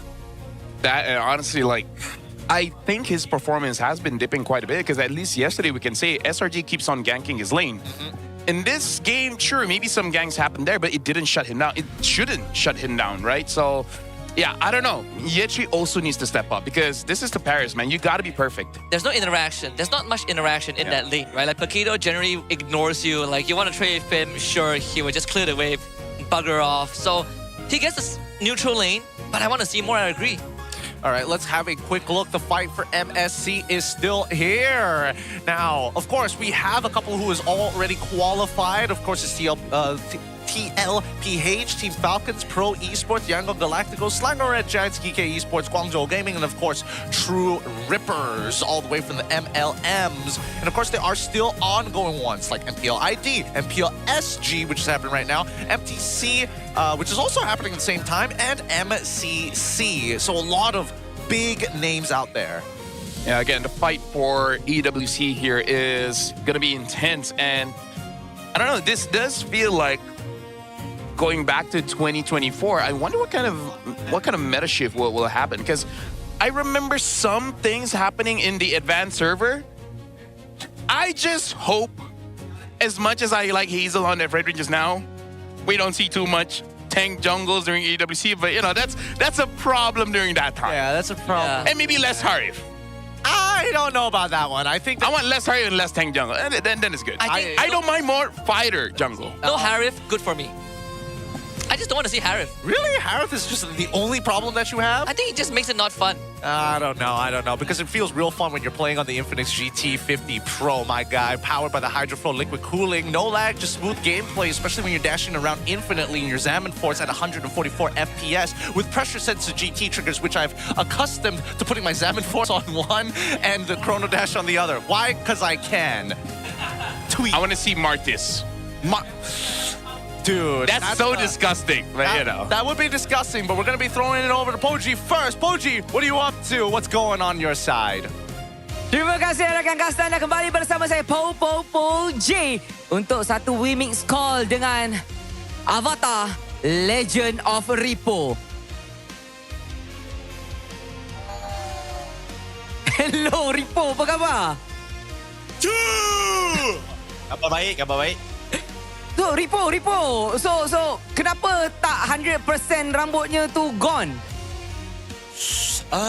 Macam mana Sebab dah deal dah, Poji. Dah deal sebenarnya, Poji. Sebab dah deal, cakap kalau Vamos kalah itu hari, nak buat rambut Ronaldo. Jadi inilah result dia. Yeah. Itu hasil sebab at first, macam aku nampak macam Avatar. Lepas tu, yang kedua, nampak macam Ronaldo. Yang ketiga, ingatkan anak panah GPS. Macam-macam ada kat atas tu. Anak panah GPS? Ulang lagi. Tak arrow GPS ni macam turn left, turn right tu, anak panah tu dekat dalam map tu. Ini bukan arrow. Ini tahu tak ini apa di Poji? Apa tu? Ini Vamos! Itulah Vamos sebenarnya. So okay. So hari ni masih menyokong Vamos ke Ripo? Semestinya lah. Baras! Okey, jangan menjerit Ripo. Okey. Kalau Vamos kalah. So, dia jadi apa pula lepas ni? Akan habiskan terus ataupun auto jadi V sahaja? Okeylah. Aku tahu viewers suka dengan challenge. So, aku nak buat deal lah. Okey, aku nak buat deal ni. Kalau Vamos menang, rambut aku warna Vamos. Kalau IG menang, aku buat warna IG. Dia okey. Putih atau hitam lah. Maksudnya putih. Ya, betul. Oh, yang kan nak buat yang macam hair tattoo tu, jadi tulis IG kat rambut. Macam shave keliling, huruf. Jadi huruf. Legging. Okey, Ripo. So, kenapa yang membuatkan kau rasa macam apa-apa hal jadi, Vamos tetap di hati? Boleh tak kongsi kenapa percaya Vamos lebih strong daripada IG sebenarnya? Sebab sebelum ni hina Vamos. Lepas tu tiba-tiba Vamos buat kejutan. Ya, sebab tu yang macam, what if kita jadi penjilat? kita support Vamos. So sekarang in the mood of jilat lah sebab macam kalau kita ikutkan sejarah, sebelum ni awak adalah pemain BTR daripada Indo yang kan dekat Malaysia sokonglah BTRM, rupa-rupanya sokong Vamos. So jadi macam kejutan. Lain. Indonesia dengan Malaysia lain lah. Tak sama? Sama tapi lain. Okay. Ya. Jadi Ripo, pada hari ni kan kita nak tanyalah macam tadi Ripo dah buat janji kan kalau nak buat colour Vamos lah, kalau menang ataupun kalah dan sebagainya. Untuk prediction Ripo hari ni kan, macam sekarang Vamos dah menang 1-0. So seberapa besarkah Vamos akan tutup game hari ni? Sebab hari ni adalah best of 7. 4-2 Vamos. 4-2 Vamos Ya, betul. Begitu yakin? Ya. Kena yakin Poji. Kalau tak yakin kita tak potong macam ni Poji. Jadi alright Ripo, kita pun tak naklah curi masa panjang sangat sebab game kena berjalan. Game has to macam the show must go on. Okay Ripo, anything you nak shout out dekat semua penonton-penonton, viewers yang ada dekat arena ataupun yang tengah tengok stream you, macam mana, anything to say? Yeah. So untuk penonton dekat MPL, thank you so much sebab support MPL. Korang memang the best, memahypekan MPL. Memang korang kata kalau tanpa korang MPL nak jadi apa? Macam sunyi lah. Jadi korang kena bersyukur Korang kena shout out untuk korang diri sendiri sebab korang sanggup datang MPL, support MPL. To view aku, thank you so much. Harap-harap Vamos boleh menang 4-2 Vamos. Terima kasih Ripo, bye-bye. Bye. Assalamualaikum. Terima kasih. Vamos! Ui, marah betul. Tapi itu sahaja celoteh kita sedikit sebanyak dengan Encik Ripo de Vamos. Dan kita terpaksa mengucapkan selamat tinggal untuk kita terus masuk ke meja panel nak bincangkan game ini apa bakal berlaku selepas ini. Jom. Thank you so much, Boji. And there you have it. The words coming in from Ripo himself, now a supporter of Vamos. Hoping that they are going to take this all the way here, boys. Have we developed any newer opinions? Have now, with a fresh mind coming into this, like these players after their break? So far, according to plan, no, Vamos still looked more solid than IG. But if there's anything that has changed my mind is that at least IG didn't look as shaky as yesterday, right? Just based off of game 1. Okay, so then what's the prediction now from like, it used to be, oh, it's going to be 4-0. Vamos is going to take it all to now what? I've always been looking at least 6 games, like 4-2. 6 games? Yeah. Yeah, I'm actually Ripo. I think that, yeah, 4-2, yeah. What? You guys don't want to go back home early. It looks like it might be a long day today. We'll find out because Vamos will be taking first pick and they got a 68% win rate. I mean, here's the thing. If it goes all 7 games, I'm just going to sleep here. Honestly, you've just given up at that point. I don't mind 7 games if it's good games. Well, let's see. We got a player call coming in from Claw Kun. A chance at redemption. Against IG in the past, we've always found it hard to close out games. They often managed to come back against us because we weren't clean in the late game. We usually had the advantage in the early to mid game, but we failed to fully capitalize on it, and we probably didn't know how to properly close the game. Now that we're meeting again, this is our chance to redeem all the past losses. Yeah, I mean, it's not easy losing to the same team 3 times in the same season and now having to face off for only 1 slot to Paris. I can understand the sentiment, but it just makes the win even sweeter, right? It gives them a bigger confidence boost with how they came back in game 1, which is directly contrasting what he mentioned in the quote. Back then, he said they couldn't close out games, but they were clean ahead. In game 1, they were getting dominated, but they came back. And here's the thing, Vamos does not have any other excuse anymore because they face up against IG 3 times now. Right? They have 3 different times where they see their mistakes and they should fix it by now. And the fact that we didn't see over celebration coming in from Vamos, I feel like step 1, they already got it covered. This is their 13th game, by the way, against each other. The 13th game. As we jump right into the drafting phase, let's keep in mind the stakes are high. And whether or not this IG Kryptonite is actually true is up to debate. As we jump right in, random map draw tells us expanding rivers. This will be fast. This will be interesting. Yeah, now that IG is the one that takes initiative to ban out the Fanny, which means Vamos gets 1 extra ban, right? They have to ban the YSS and Marcel. That's a given. But I wonder if they are going to let ban a Freya or let both Freya and Paquito go through. Freya has been banned. Right now, I'm looking at Harif as well as the Phobius, actually. Right? Because I feel like there's still a lot. Okay, so Phobius has been banned. Vamos is kind of forcing IG to ban out the Harif here. Yep. Because Harif so far in the playoffs has only lost one game in total. And that's actually, funny enough, it's SRG who lost that game. Oh yeah, Against IG. Yeah. Oh, I couldn't have lined up better than that. Could not have lined up. I mean, there are still some other power picks that is under in question as well, like the Guinevere, for an example. I haven't seen much of her. Harif finally gets banned out as expected and called earlier by LaFell. Now, Vamos, his first pick. What would you think? What do we think? I would go Paquito. I would go Paquito. I would go Paquito. No question. Or Gwyn. I can see the Gwyn as well, but whew. It's also Era's pick, but I think Paquito is better. Yep. It's too good. Way better. Overtuned hero. I would honestly still, unless Mel is really not confident, I think you take the Claude. I really think you take the Claude. If honestly, Claude, anything. If they don't take the Claude, I think it's in Mel's head. He's like, Coach, I can't use the Claude now. Honestly, even if they take the Claude, Nako has placed a sick Moskov. They're not worried about Carry, this. And carry. Mars, what do you think? Who would they pick? Thank you for your input. Great input, Mars. Great input. Guinevere alongside with Zhu Xin. It's going to be locked in for the side of IG. Guinevere, okay. I feel like IG, they're going to go through with an Arlet later on. Yeah, I have a feeling too. We'll see. We'll see how this is going to play out. If I was Vamos, I would feel good enough to pick up a roamer here. Like the Gatot or Kalia or... Yeah, I'll take Gatot. Do they want to get... Okay, fine. They want. Okay, Claude Eve, you have a good draft. If you want to keep it simple, yeah, Claude Eve. I don't think they can afford that. Can't wait. I'm trying to think of what other relationships there are. You can take Suyo Claude as well. You can take Suyo and Claude. I'm okay with that Suyo one. Valentina. Oh, that's really bold though. Claude, all right. The immortal one chose So okay, wow, it's on that list. It's on the list. It's on the list. I think this is...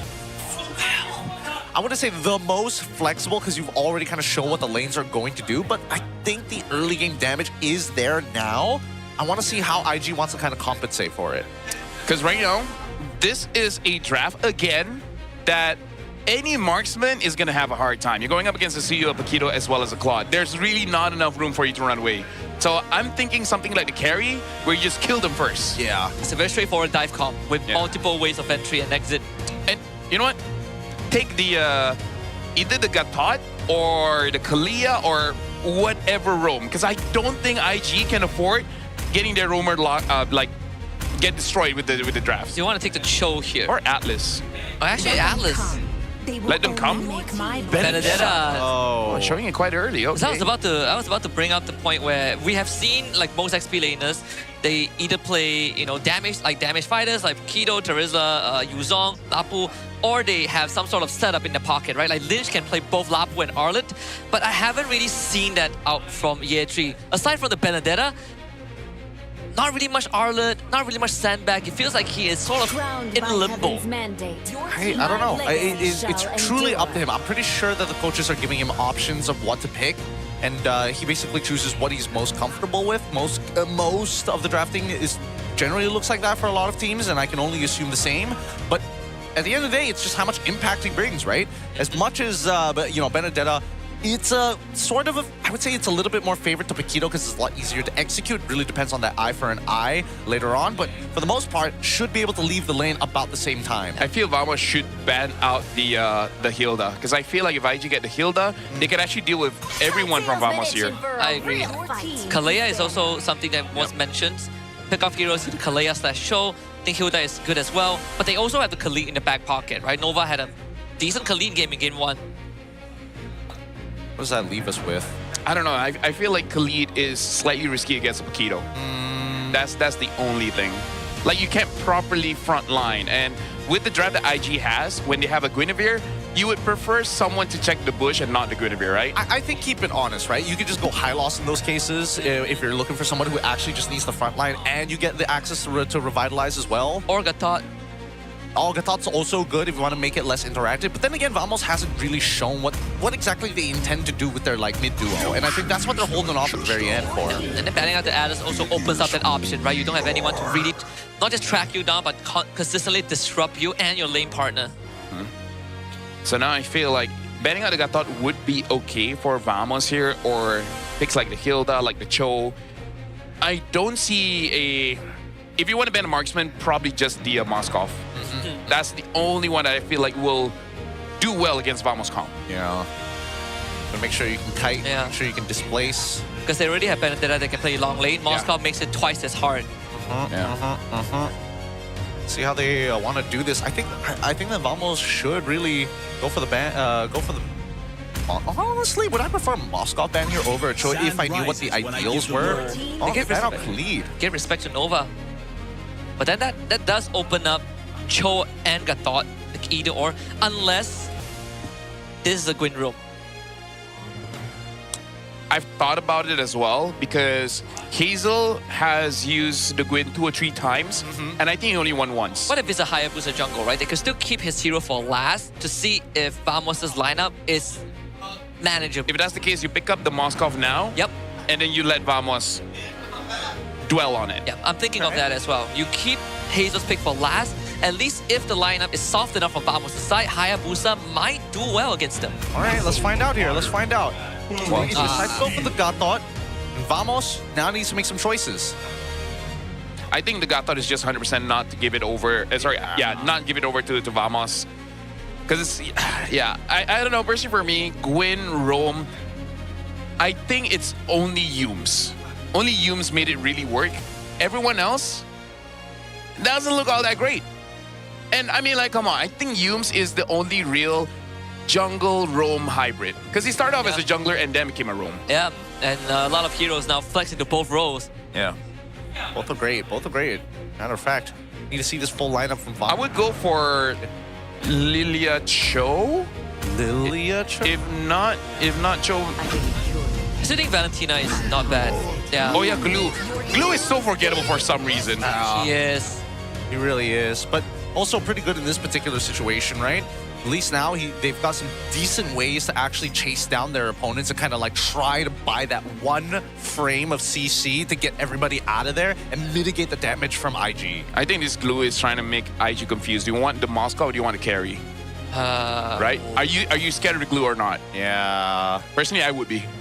I would be. If this was Vamos, they would 100% pick carry. Yeah. But I'm not really sure about IG. I feel like if you just want to give comfort and confidence, it's probably going to lean into the Moscow. Actually, I will go for carry. I am vengeance. They wouldn't. Why would you go for the carry, Lafel? Because there's a lot of pickup, but not necessarily a lot of damage. That is true, but they can also play the long. And knowing Mel, he could screw over the engage. He could spear a Misery-dom out of the box. That's why you give him Moskov, so his job is to play the long lane.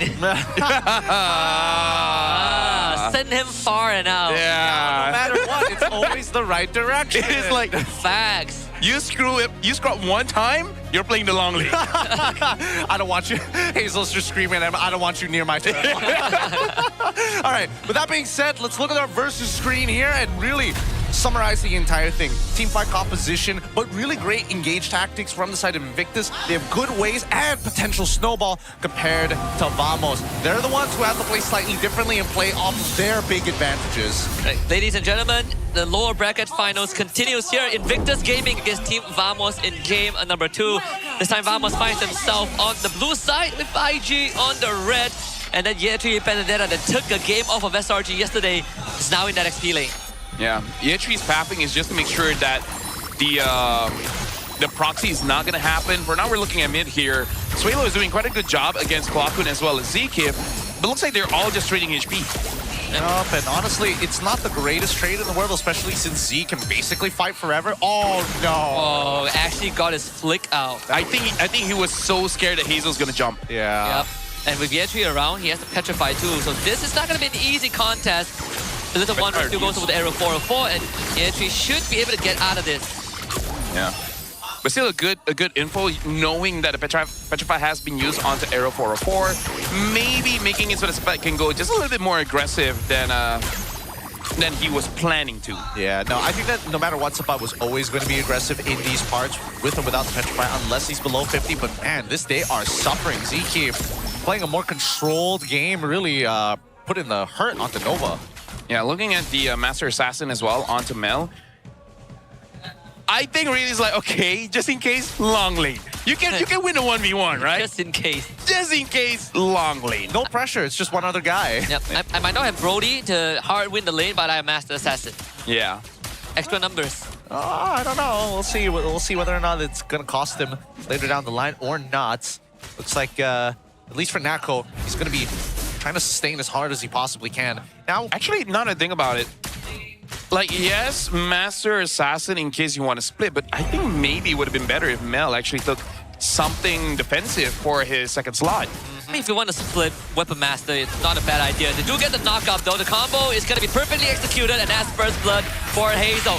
You're going to be traded back by Sapat, like a final blow from Yetri, dives the backline, and Sapat will have to flicker away, but Yetri finds error, and that's a 2-for-1 for IG. Good chase, good chase. I like this idea now. Now the Benedetta makes a little bit more sense, because I think Invictus Gaming have realized, hey, a lot of the heroes we have to deal with from Vamos have a lot of mobility, or are just really hyper tanky or super sustainy, right? But the important thing is that most junglers that we see from Era 4-4 have mobility. Gank on Ye3 though. Oh, yeah, he's dead. No more eye for an eye. There's no getting out of this one. Zkif with a great setup. This is something that Yetri has to be careful of as well. He also overheats. I think this is from the CG time. He plays kind of like Chiku. But not at that level just yet. Then the flick forward should result in Suelo step 2. Zkif just...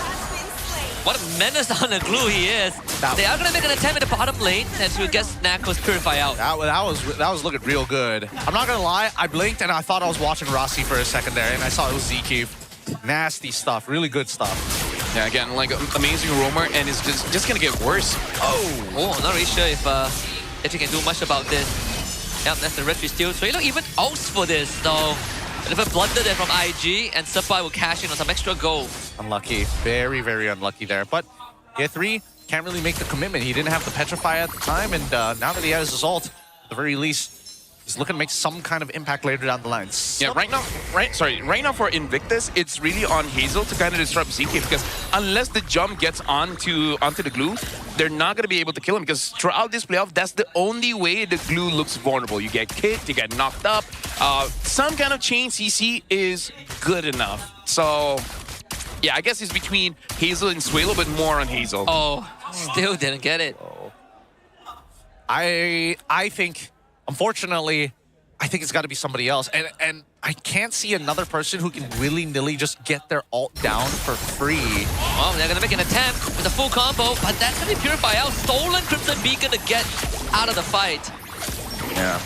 Again, this is the unfortunate thing, because I agree with Gideon, like, Hazel might not be the best person to just trade for this glue, but who else is going to be there? And you see that Hazel, the problem is if you don't catch the glue, right? The glue is going to slam over you, going to put a lot of the glue links, and there's like, okay, now that you're stuck, what are you going to do? Where's the follow-up? Yep. That's the dichotomy that we have to deal with here. If you don't catch the glue, any good engage will look mediocre at best. Yeah, I think the worst part is that even if if you don't catch the glue, it's almost guaranteed the glue can get on top of you and immediately go and all too out of position, with even though you have spatial migration, right? You are not safe from the slam range. And they haven't gotten the glowing one yet onto on Suelo, so no life bane for IG.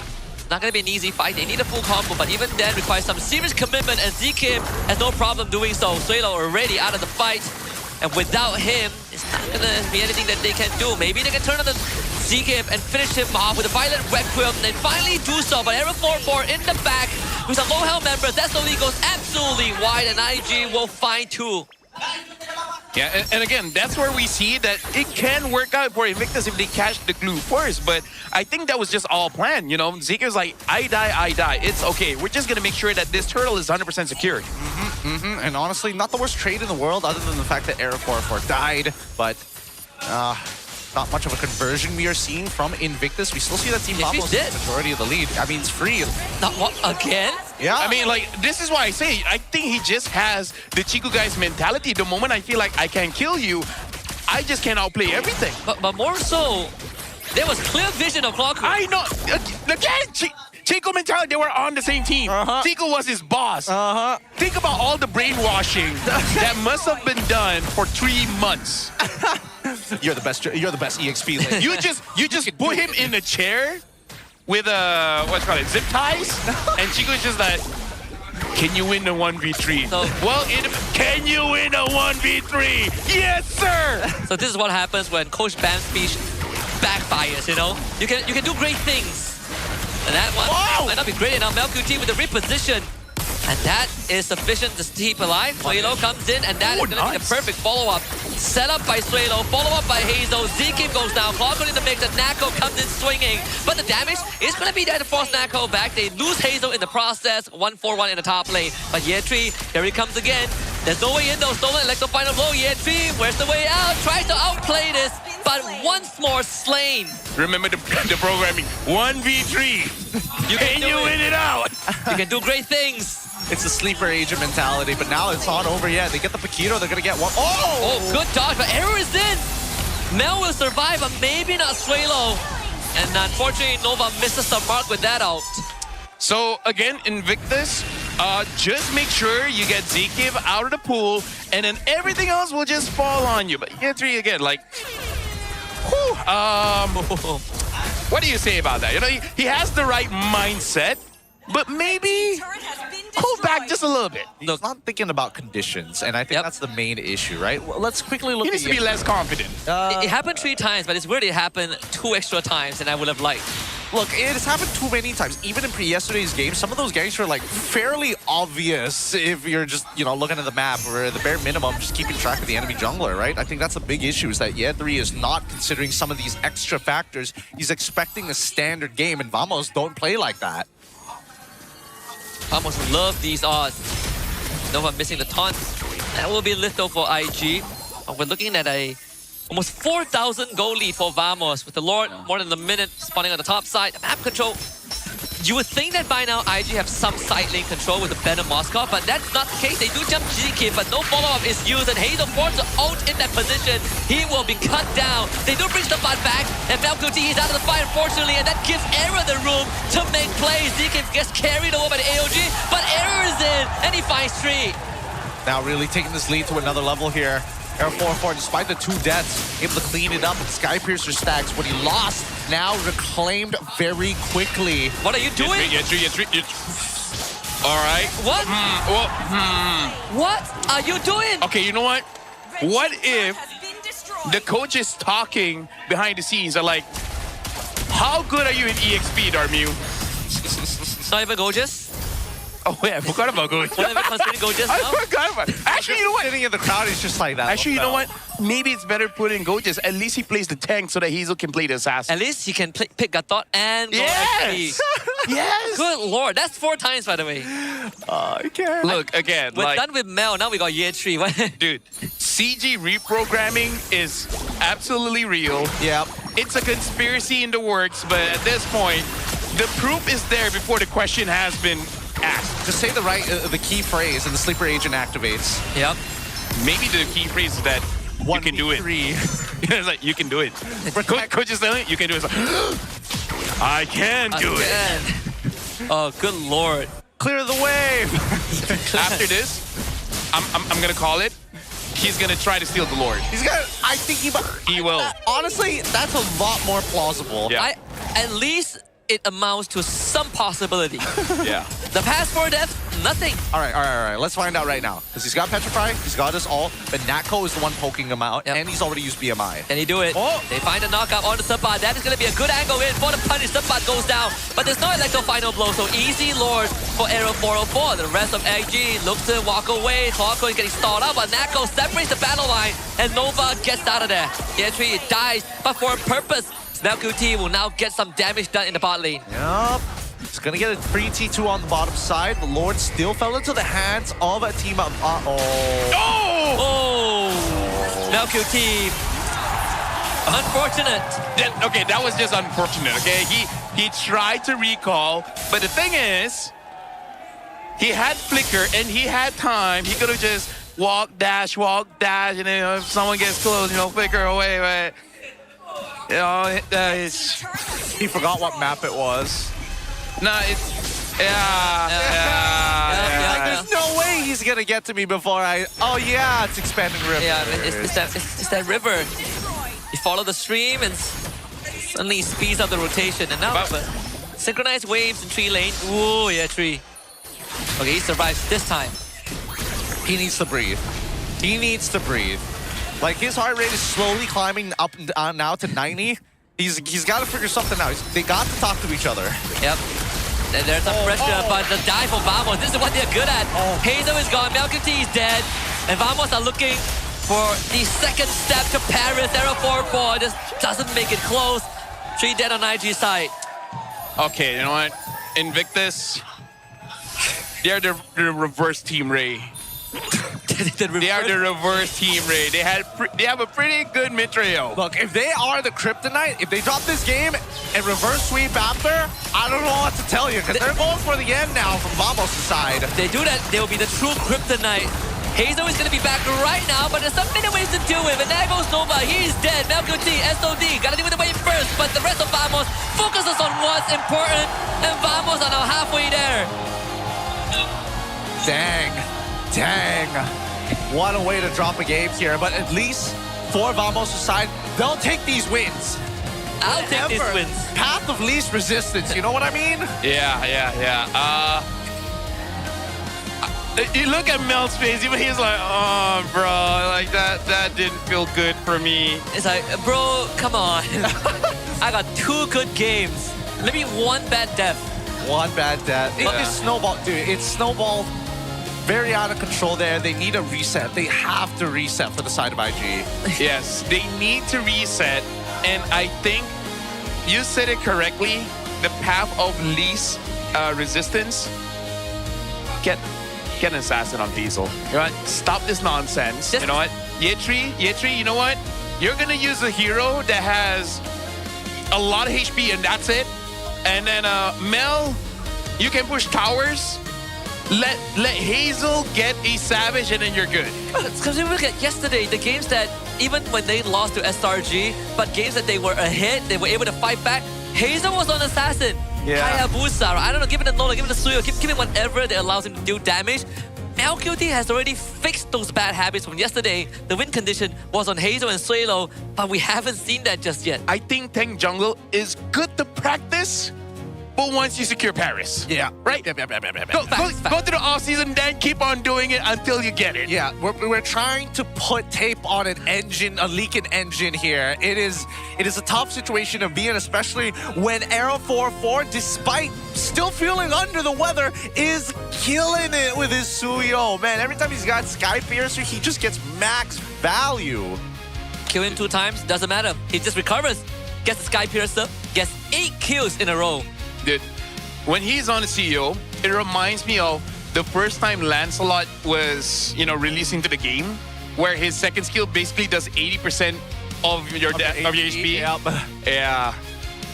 Speaking of which, I believe it was. Okay, right. I'll bring this up when it's more relevant, because there's one hero that makes me feel so old because it was released 8 years ago. All right. I believe it was Lilia. No, you're joking. Like, try to think about that. Lilia was released 8 years ago? I can't remember, but it was a mid laner. And it's like something that's still relevant today, but it was released 8 years ago. Farsa? Okay. No, it's not Farsa. When was... No, Farsa was still part of, the base pack. Wait, it might be Odette. Okay. Was Odette part of the base pack? Lilia was released 6 years ago. 6 years? Ah! Okay. What was the 8-1? Look, Which mid laner in MLBB was released... Was in 2018. Okay, in 2018. 2018. What was in 2018? All right, here's the list. Lunox?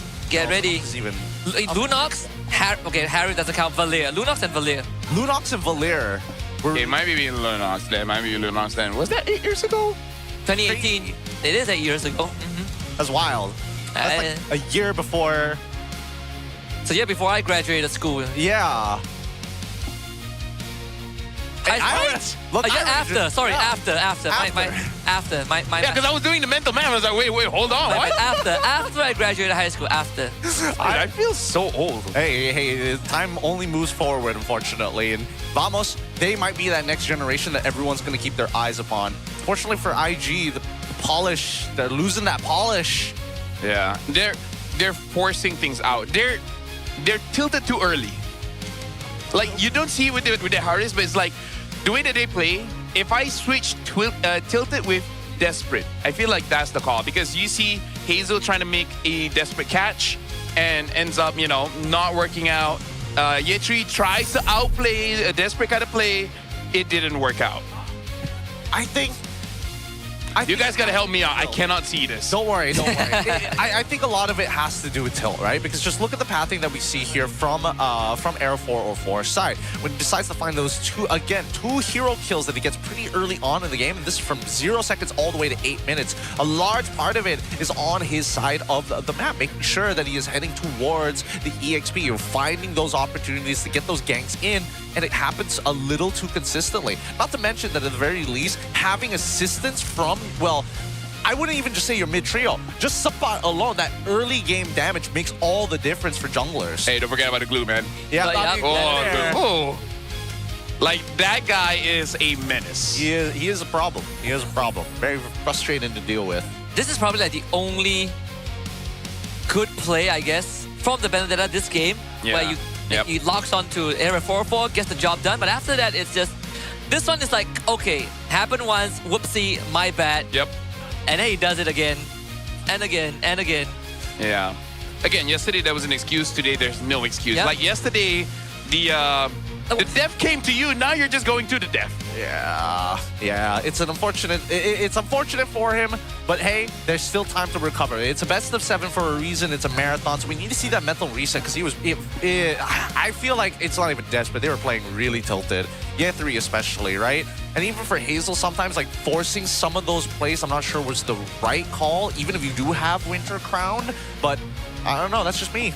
That's the Hayabusa mentality, right? Because you see an opportunity and you know you can get a kill. Honestly, take it. Honestly, in the last instance when he caught ZK, if he had Winter Crown, he would have been fine. The reason why he had to jump away was because Suyo was there. Because look at Suyo, look at how much he can delete your HP. Yep. He's a nuke. He is a nuke, especially with so many stacks of Sky Piercer. By the way, still very difficult games here to watch, especially when IG is losing with such a whopping lead from Vamos' side, and the mistakes that were had, it felt inevitable. Yeah, we've seen both sides of both teams. Vamos can come back from a deficit, and they can play extremely well from ahead.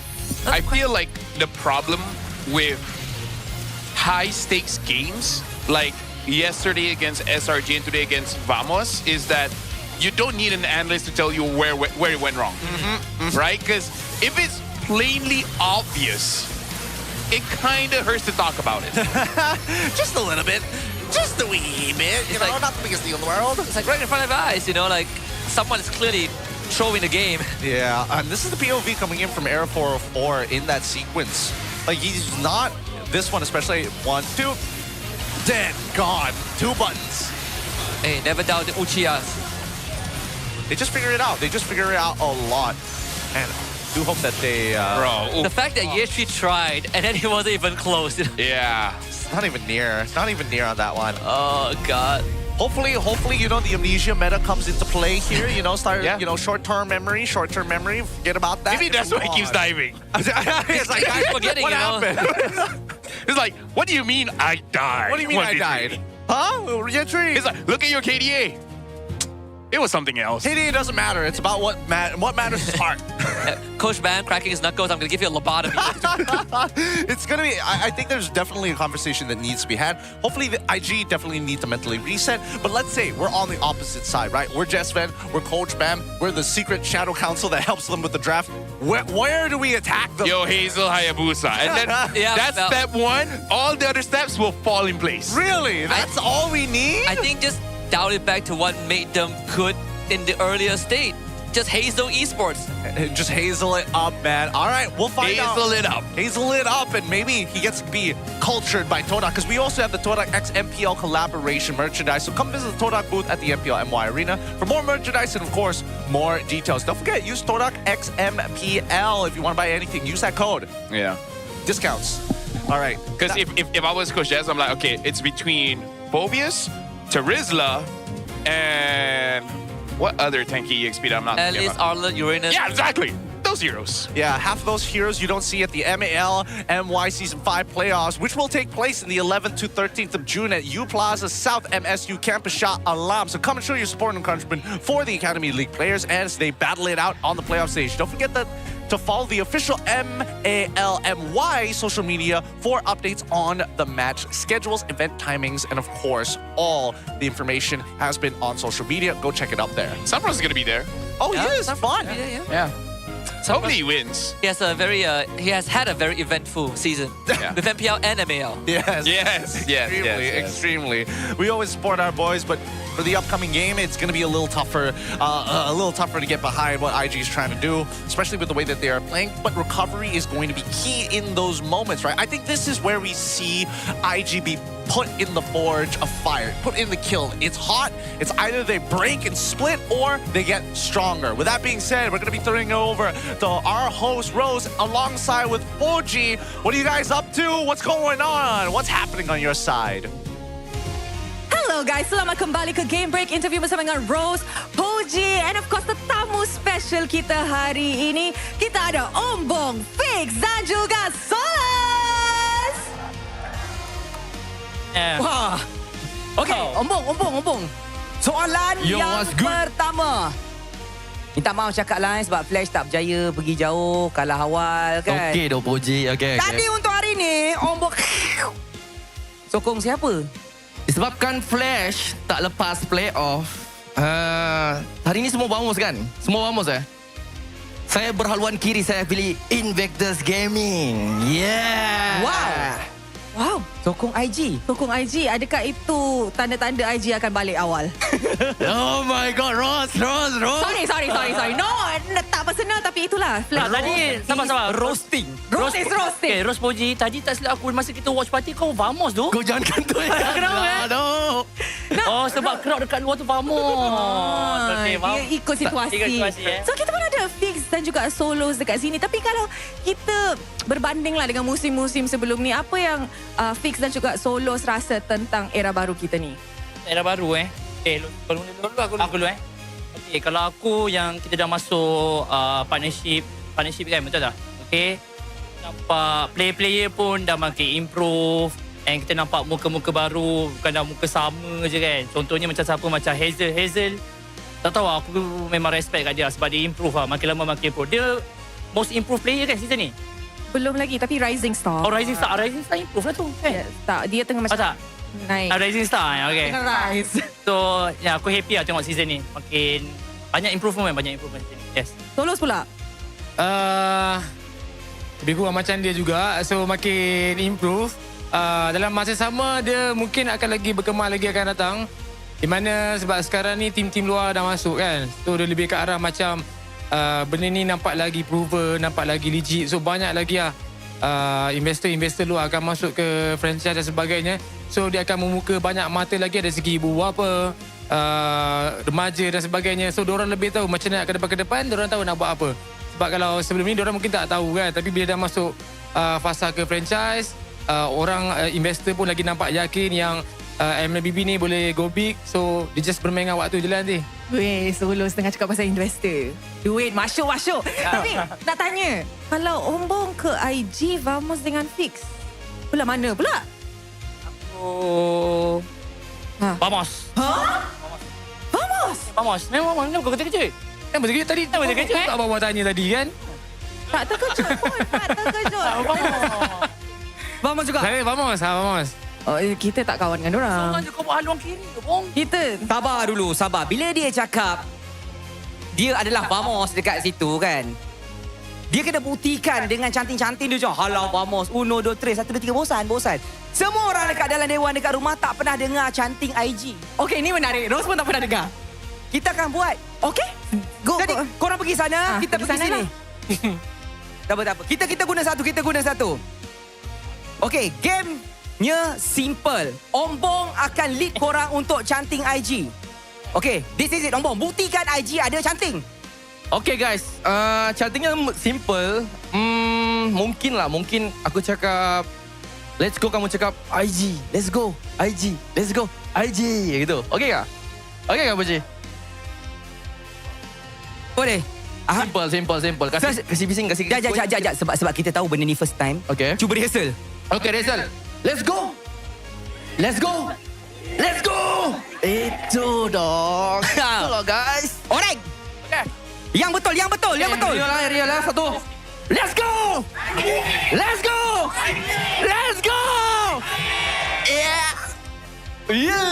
Okay, kita tengok apa Vamos boleh buat. Kejap. Side dorang tengah semangat. So, I rasa Ros nak tanya lah. Sebelum ni, Vamos belum menang lawan IG untuk musim ini. You guys rasa Vamos boleh ke menang hari ni? Dah 2-0 dah ni. Sejujurnya, kita pun aku tak berani nak cakap sebab IG pun terkejut tu sebab dia reverse sweep hari tu dengan Vamos kan.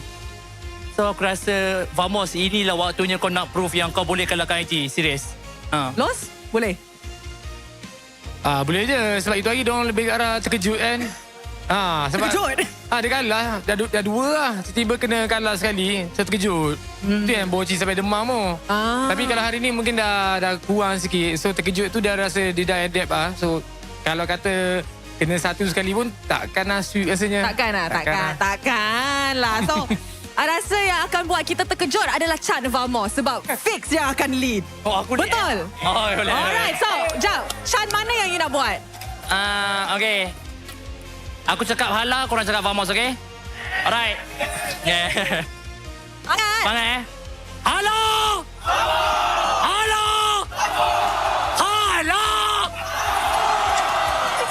Wow.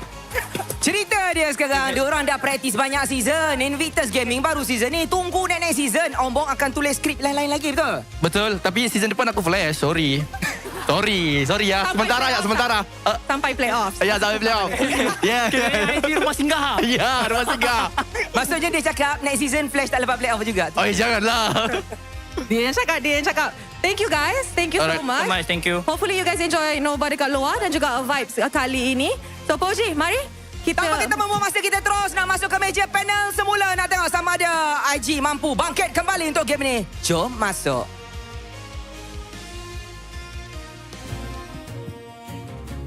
Thanks, Rose, as well as Boji. Again, having our restreamers here and some famous people come in the middle of these breaks to give a little bit of time and energy to this crowd as the teams go back in. IG reset. IG, you gotta reset. Like, Game 2 was not it. Game 1 was okay. It was okay, yeah. Game 2 was kind of like going backwards. Now, another question is, right, we saw them do the reverse sweep 2 days ago. Yes. What was the key to enabling that to happen? Because it didn't come out of nowhere. Vamos make mistake Game 3 and Game 5. Right? Game 3, remember that Vamos was in the base of the enemy, and that time Hazel was using the Baxia. Right? And then they got a good catch, and then they just started controlling the map from there. And in Game 5, it was a super throw. It was more on Suelo keep catching Nako on the Moscow with the Zushin. Yep. But it was Vamos controlling the entire game. It's just that at the Lord phase, they start making mistakes. And it's hard, right? Again, even though like those moments felt so good for Arrow 404. So Vamos don't throw. Yeah, we're looking at Vamos. It's like, please don't. You cannot drop the ball, especially with 2 clean games and IG making mistakes like this.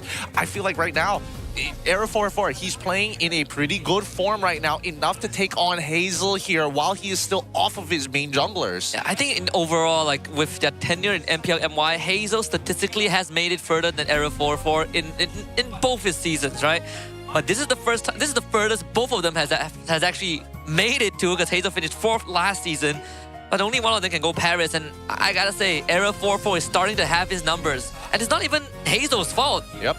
Yeah, it's definitely not his fault. I think that Arrow 404 has put it. Oh, he hit it! Got a foil. Nicely played. I think Arrow 404 is coming to a point where he's put enough repetitions in high stakes matches that we're not seeing the quote unquote, I'm feeling nervous about this anymore, especially in the locals.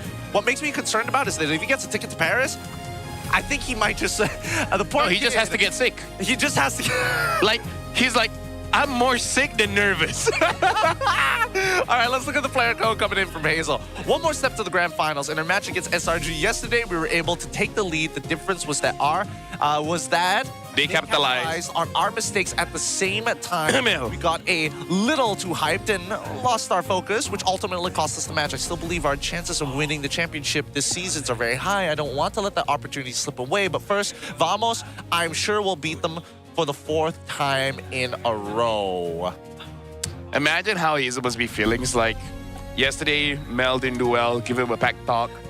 And then today's yesterday, he's like, bro, come the other on. side lane, you know? Yeah, it's like, could you guys like... please, like side lanes, please. Yeah, but then Mel and Yechi went up to him. It's like, okay, pick your poison. Either he sucks or I suck. Honestly, I would rather Mel suck. Dad, which one of us do you love more? Okay, you would rather Mel suck if Hazel is on Assassin, but if he's on a tank, I think you would rather have Yechi sucking. Hey, they have 2 subs for both Actually, no, bros. EXP needs to lock in, man. Look, they need to lock in. IG has substitutes for both bros. Yeah. Both is a Normu. That's an option. Funny how that works, huh? Yeah. They only have substitute for the side lane. All right. Now we know why. There's only one answer. Nova X Kobar, it's time for you to throw the game so that everybody else does better. Nova throws the game. If everybody else does better, how can you really complain, right? All right, we get Pac first. Again, very looking at the draft. It's the same bands and etc. Except for the Marcel. No, Marcel was banned as well. Yep. No, it's the same. Yeah, exact same ban. Okay. The order is different. Is that the Fanny was banned second, but this time Fanny banned third. Yeah. You're right. Okay, so we get the same opening. Not same opening, well, because they pick up Zushin as well as... Apa nama tu? Do it in BM. We'll translate it for you. Okay, wait. Just have to wait for the previous draft. Gwyn. Yeah, the Gwyn. Yeah, it was Gwyn and the Zushin. Sorry, I had to think in Spanish.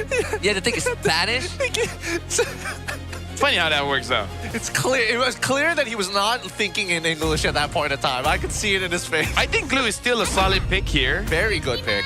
Or the Gwyn now gets picked up. And I guess carry. Yeah, let's carry. Preventing IG from picking up something like the Glue, and maybe Nako is just like, hey, it has been a few games since I used the carry. And so Nako is, I think yeah, end it. Yeah. Make it quick and painful. Do they just no? Suyo feels so bad here, even though there's like plenty of opportunities, and honestly, Suyo is probably going to be the best way to kind of fill in the gaps. But there's just so many vulnerabilities, so many ways you can get canceled out, whether it's Magic Thump or Knockout Strike. Yeah, right now it's difficult for the roam actually, because you pick a frontline, carry's there. You pick a disruptor, the Paquito is there. So they pick up. Now this is gonna be interesting. We're going pretty deep down the pocket. But now Vamos, they banned Fredrin and they're looking very good already. Yeah, I think it banned Fredrin.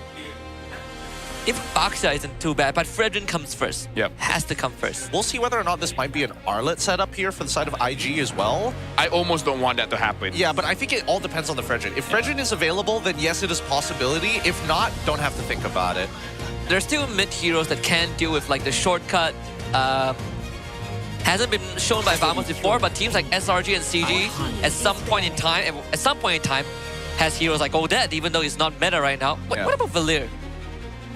I don't think about it. Not the worst, but most of the time, it just means that Chip is not going to attack wherever the Valir is going to be, right? You're always looking for picks on the opposite side of the map, and generally speaking, your team fights, you'll need somebody to open the map up anyways, right? So that's technically 2 roles you have to kind of cover for. Valentina already gone. Baxia going to be the follow-up here. Fredrin is probably the follow-up from Vamos. IG, what else is there to worry about? They were hovering the Kalia earlier. I would actually ban out the Gatot. Yeah. I would actually ban out the Gatot. Get rid of the Gatot, right? Yeah. Yeah, because, you know, you jump in with the portal and then everyone gets taunted and not going to have a good time. Yeah. Atlas is also something, a cause of concern. I think it should ban. Maybe they're banking on that they have a carry, so they're not too afraid of the Fredrin. Maybe. Could be. I mean, I feel like carry as well as the Gwyn, if it's an honest Fredrin, you're able to deal with it. So they're banning out a Harley. Yeah. So they're willing to let the Fredrin through. Ooh. I feel like they kind of got everything they need at this point, right? Another one would be never mind. It's too hard to play. It's like the Joy or the Nolan, right? Both aren't that good. I mean, both have its plus and minuses. It really depends on how well Chip is able to engage and everybody kind of coordinates on that attack. I think by far the safest would be either like Nolan or even Suyo in these positions, but at the same time, 1 CC and it's over for you. Like, do you pick Yetri's hero now and keep Hazel for last? I don't think there's any other... I want a Lapu, actually. You want Lapu? I think they go for Fredrin. You should. So they go really by the book. Right now, they really don't have enough damage. So Yetri has to pick up something that can have at least 1 damage item. Lapu, Yuzong. Or you just overload the carry, right? You just have beefy enough members to stall her out while everyone takes care of her. But then you don't have damage. Nah, you're gonna go Arlet. I think this has to be an Arlet angle or like a Bene angle for the side of IG. Yuzong is gonna get kited out. Yeah, I think Banner is better, right? Like Lapu. Well, now that is a now it's problem. Badang. Now it's Badang Zetian. You know, this is a long shot. A hero that can use Dispel Vengeance might help out. I'm thinking like a Tamos, but so far only Cram has used the Tamos. Tamos, surprisingly enough, can just nose dive the carry. And he don't care that he gets caught by the Badang. I feel like every other damager, even the Lapu, doesn't want to face the Badang. I don't know. I just feel that like anybody who is auto attack based really just hates Badang in the first place for how often you kind of cancel autos, cancel abilities. The mini stuns are just a lot more frustrating to deal with overall. Ooh. I mean, not to mention that they've got like a full wombo combo here for the side of Bombo. So unless they need, I think they need disengage. Lapu has CC immunity to maybe buy some time for those moments to happen. Now here's the thing. That Badang is the key winning pick here. Yep. It just has to counter the chip. It's the ZK special too. That's it. Dude, Vamos having a good draft here. Really great stuff. Really great stuff. I mean, if Hazel knows at this point, I don't think it's going to be 4-2. It might be 4-0 actually. Yeah. We'll find out. We'll find out as we're about to head on into this game. LaFell has again already pointed out the most important aspect of it, and that's Zkeef here on this Badang. He's got to find a way around Nova X Gobar and make sure that the expectations are managed into their hands. Zkeef, Hazel knows his feeling best. We've seen Zkeef's Badang before when they were on the same team. So let's see if Invictus Gaming can rise from the ashes as we head into game number 3 between IG and Team Vamos. Vamos still remaining on the blue side with IG on the red, and this Badang Zetian might have just solved the chip problem. And something to note here, we're seeing 3 Purifies from IG, which is good against kinda Zetian, but mostly on the Gwyn. But again, Zkeef, he likes it when you don't have a flicker, right? This Badang might have an MVP game. Might have it. Assuming that the early doesn't actually go in their favor and IG don't throw a lead when they do develop it, because it's about lane control right now, and they're already forcing Zkeef in a position where he can't get too much EXP and keeping Qualcoin in check as they mount the freeze. This is smart. Zkeef is actually going into the jungle just to absorb some of the EXP, but more importantly, making sure that Eric doesn't get ganked, because at this point, they know Hazel's pathing. Hazel will try to get any kind of advantage, and so far, they're just making it equal. I think he also just picked up the extra buff fruits just to keep himself, so he doesn't have to go for the complete recall as well. Now, after Litho Wanderer has been contested for, Invictus already with a slight EXP advantage from Hazel.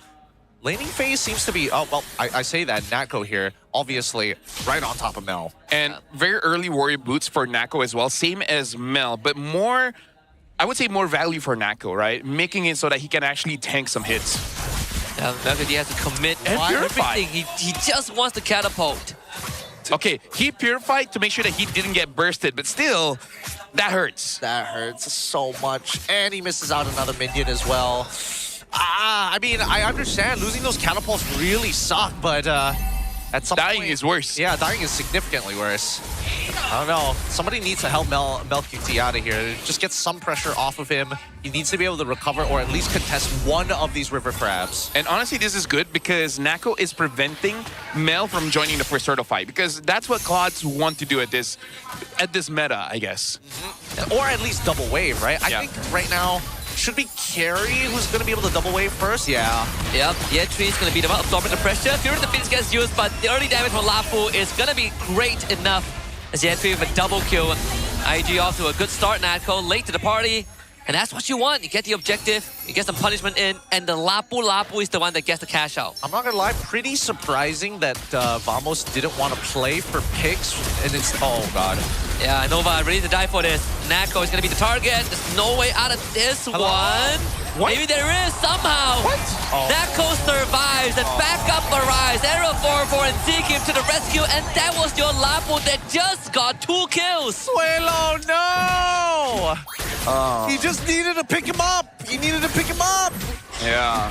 That's so sad. I was surprised that Vamos didn't take the portal, but yeah, that one kind of trumps. I'm like, that was a huge botch. It was honestly a good thing that Nova didn't die. Yeah.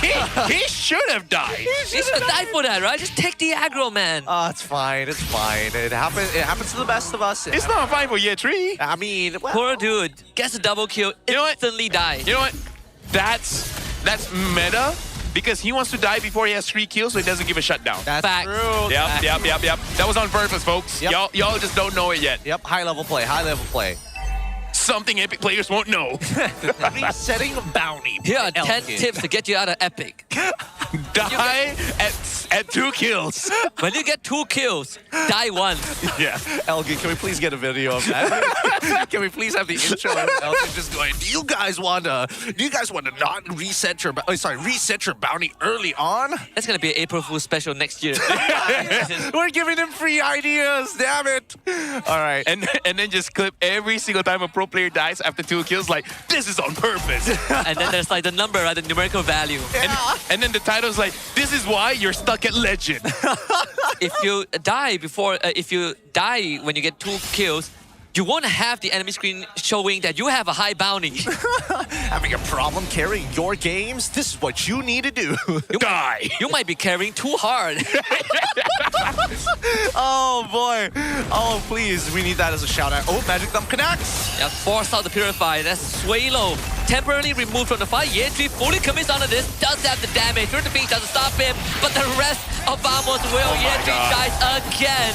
And now Hazel needs some help. Subot flickers to isolate Hazel. Great knockout strike. They stun them up. Subot not able to get the kill, but Zekim will. Melody joins with the dance, but not enough damage. And Nako is willing to fight this for as long as possible. And it is Vamos coming out with the win. Dang. First time playing the comp? Like, yeah. Whoa, what was that? That's why in my head is like, that is very risky. And honestly, you know what? Yeatri, in game 2, you overcommit so much. This is one of those times I'm like, you know what? Might as well overcommit. Yeah, honestly. You could have gotten 2. He could have gotten 2, and I honestly think that probably wasn't his call. I felt like Hazel was like, we can actually do this. Like, this is so possible right now. And then he gets sold out again. He does. God damn it. And now they lose bot 1. You know what? No, you guys don't understand, right? This is a meta against your opponent. Who you're going up against? Vamos. So that means the game is Vamosable. Facts. It cannot be Vamosable if they're losing. Yes. Steal their branding. No. It's more like you set them up for it. The conditionals, right? Yeah. When is the game Vamosable? When Vamos has a big lead. But look at Vamos. Look at what they're doing. They're making sure they don't have 3 kills. Right? See, Zekim had 1 kill and he died.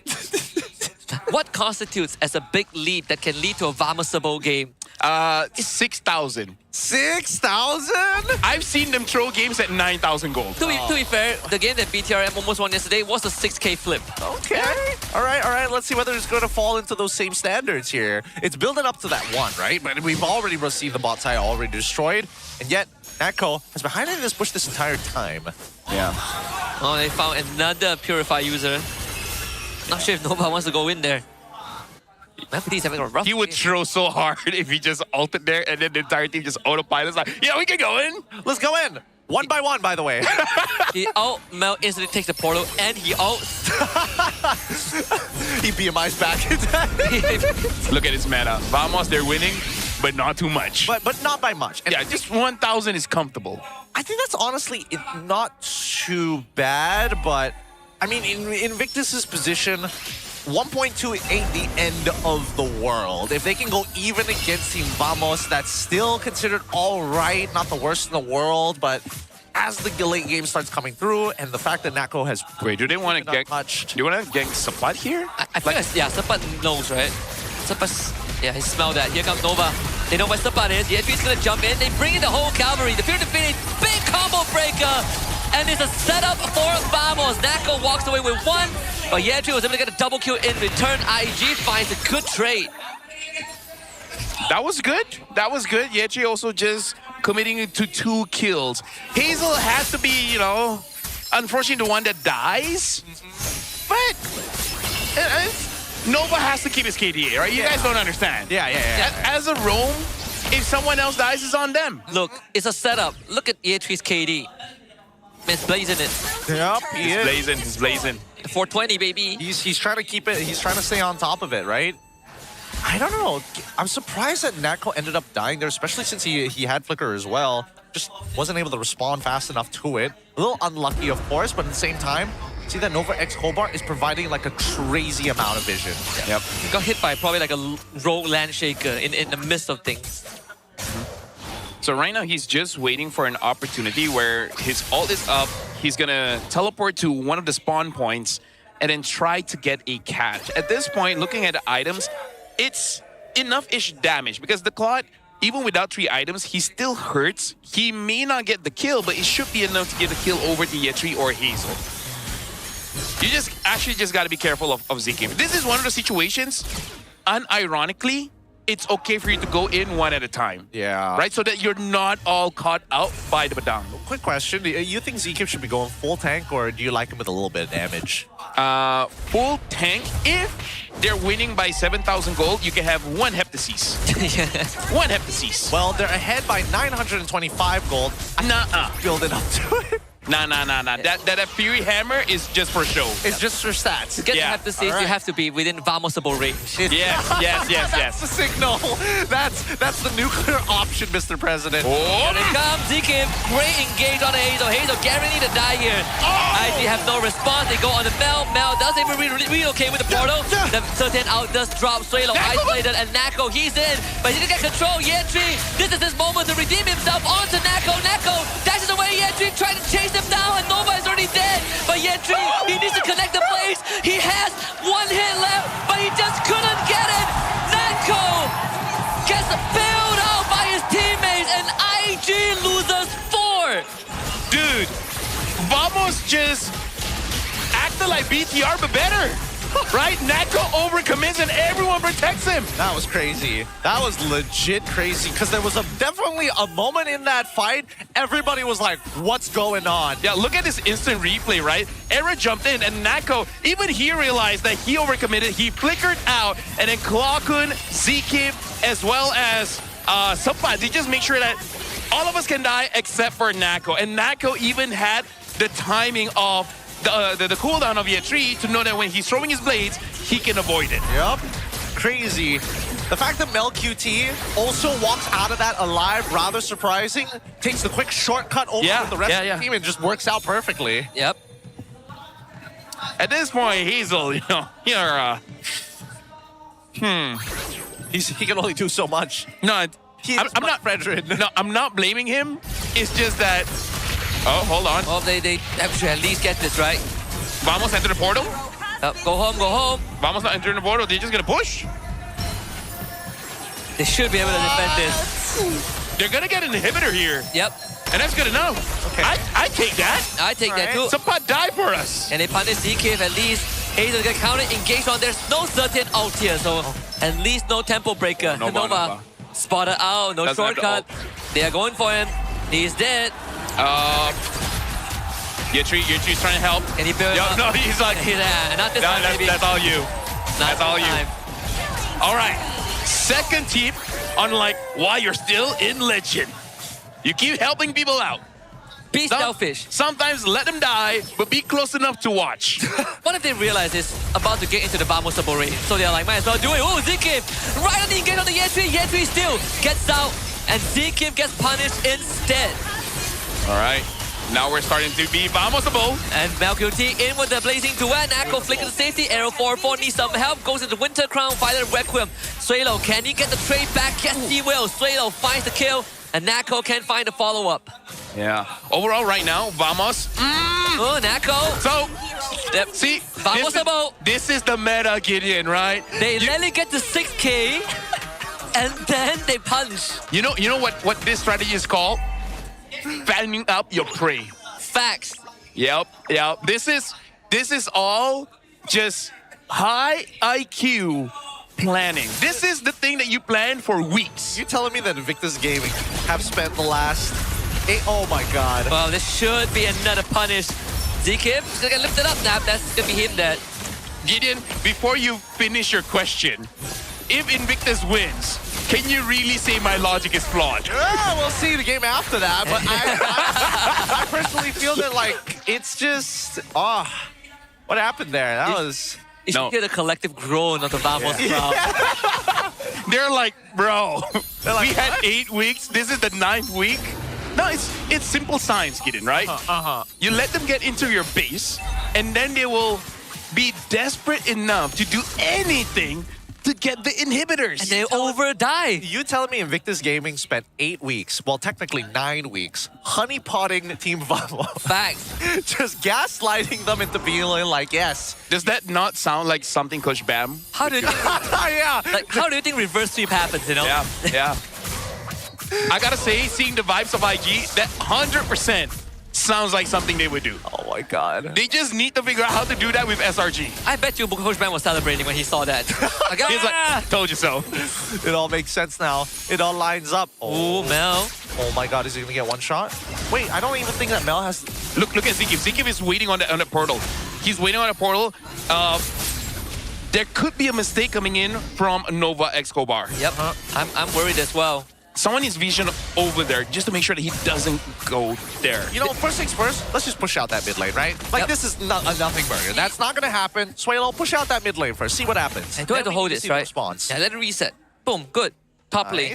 Now you have to go check. Okay. Yetri, please throw your swords on. Look. Oh, Nova is in. They see Sapat and they go for the engage, but the knockout counter engage from Era. That was good enough. Drain room for Nako to try and fight the Lord knockout kill of Era. But now QT, he's gonna get caught on Sapat. Right in with a KO punch. And IG will lose this fight. Nako with his collection. There goes Suelo. And it's all feast up for Vamos. Yetri doesn't really have much left in the tank. The whole team of Vamos barreling down, and Era's sacrifice was worth it. That was one hell of an engage from Era 404. Yep, Nako is gonna go for the honeypot here. IG tried, but tries they may, and it's just not enough. Team Vamos are now up 3-0 in this best of 7. Woo! They're doing it for the fans. They've come down in droves and they've filled up the arena here. The stadium Juara is looking alive. So far, 0-3 as Vamos are just pummeling chin blows and knees and elbows to IG right on the chin. Well, IG got a reverse sweep before, so not counting them out just yet, but let me just say a quick one. That was kind of Yetri's fault because, again, like you said, is this the first time they've been using this comp? Because you're having a chip, and you know your chip player wants to go to one of the spots, right? You gotta open up the map. You gotta make sure that you know that it's safe or not, especially when you're going up against one of your counters, the Badang. They let that area just be free. That was, bro. I'm of the same opinion. I'm in the same opinion. We were literally giving the play-by-play of like, hey, this is how you start taking space in a safe manner unless players react insanely like Era 404. It's just a tough game. Like I have a different angle. I have a different perspective. I think they did step one right? They made the Vamosable happen. They got the conditionals down. And then they got to their hit. They thought that they could run away with the lead. No, here's the thing. They should have let Vamos do the Vamosable a second time. They didn't listen to Coach Bam. You know what Coach Bam said? Suck, but don't suck too much. They suck too much. Facts. It's too much. That's what I said. That's what you said. And I quote, suck. And I but not too much. But not too much. just a little off the top. But yeah, like legit, if they made sure that area was safe, the game would have looked so different. Because here's the thing, even if the Badang doesn't catch you out, the fact that you see that vision made it so that Era can jump in. My bigger question was that why are we ulting on the Padang? They will answer why not. Yeah, Facts. That's it. That's what I was looking for. Yeah. I believe they can do great things. I also do believe they can do great things, but it's going to take a little bit of work here. Zeke coming up big time here on his Badang. Again, so much impact in this game, and it really fits his style. This is his tried and true comfort, and there's a good reason why he goes to it every single time. What now for IG? Look, I don't know. I don't have much of an answer for them. I feel like they already have too many issues when it comes down to drafting in your side lane. Even when you have a winning draft, I don't think they can execute it well enough. So, simple comp, the Zushin, Hylos, that style of comp. I feel like... Because they're never getting Yisha Jin at this point. Yep. Put him on Roger. No, this is the game where you will get the Hayabusa, because... Yeah, please. It's been Vamos hard target Hazel, right? This is a hate crime on display. The hate crime? Yeah. That's legal. You're not gonna get punished for it. Yeah, Claw Kun is going over to Hazel. It's like, get out of here for it. Claw Kun of all people. Go back to where you came from. Yeah, go back. And he's like, wait a minute. Spider-Man meme.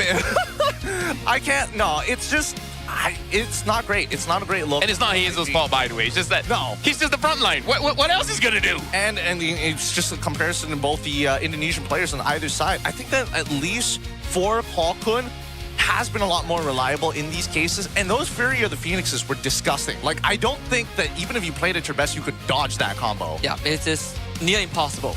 If you're funneling through a portal like that, no way. Yeah, you're just dead. You're gone. Good abilities. I like the wombo combos at the very least, so this is another like potential setup that template that they could set up for other types of drafts from Vamos' side. So it's just another in the playbook. So, the potential last hurrah here. All right. Is it Darmu time? Bro. Is it Goja's time? Bro, I think the real question is this Vamosable from this point onwards. At this point, no, because Vamos, they're not overheating. I mean, like, okay, that one time. One time. And then after that, it was given to them. Here's another thing that I've noticed, at least in the past 2 games, on average, all of them had above 100. All at above 100 BPM. Now, I'm not going to say they average 120. You know, Aero 4-4 likes to be in the 120 zone. But even Sapad's going over into 100, into the 100s. Claw Kun was 109. Aaron peaked at 150. No, we haven't gotten there yet.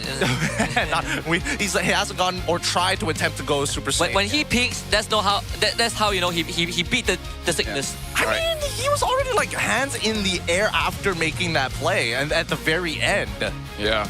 At this point, I'm just happy Vamos is acting nonchalant because they're just like, we just got reverse sweep just a few days ago, so let's not let that happen again. Because this shows maturity.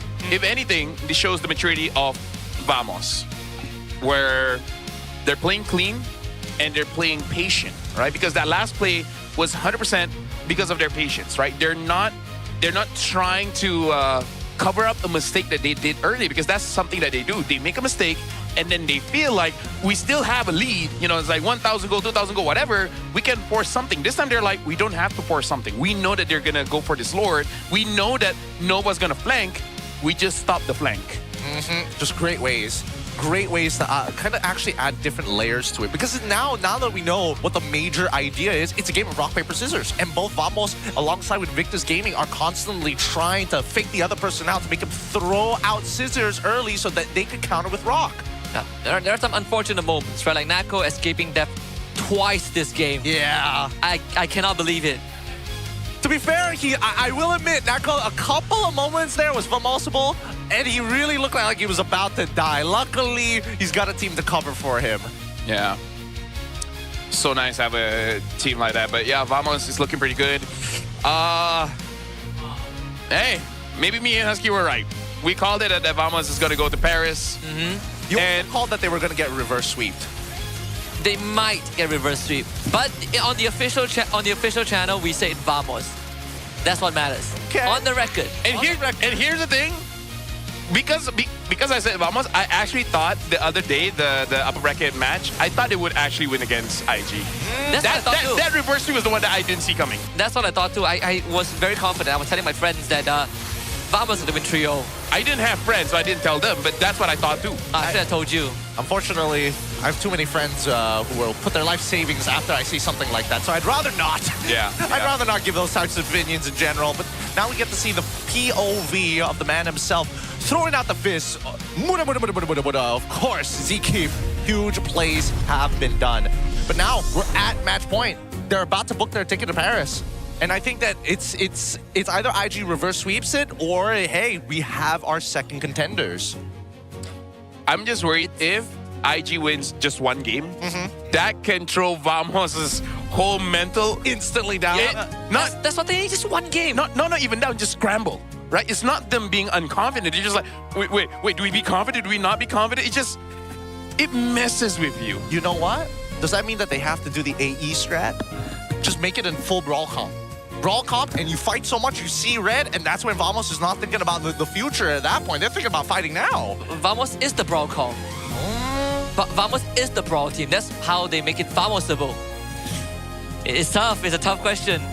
Oh, it's the chicken and the egg. It's always a difficult choice. But of course, what we can provide for you guys is the daily prediction activity. Now, if you happen to be coming to stay in Juara, fans guess which teams will win. You write down your predictions before the match and pass the voting cards to the TNT Co booth. And there's only 10 winners per day, which will be randomly selected from the correct answers. So of course, winners will get 200 MLBB diamonds per winner. And of course, if you want to get some TNT Co merchandise, online purchases are available. Apply the code to get free shipping. And of course, East Malaysia, we haven't forgotten about you guys as well. You guys are also part of that. And if you happen to come offline and you buy 2 of their merchandise, you get a 50 ringgit off from the total purchase. So come on over to TNT Co booth to check it all out. Now, before we go on any further, MCGG has been on the rise. The first MCGG crew clash is starting from May the 25th. You can join now to stand a chance and get a total prize pool of 50,000 USD. You heard me,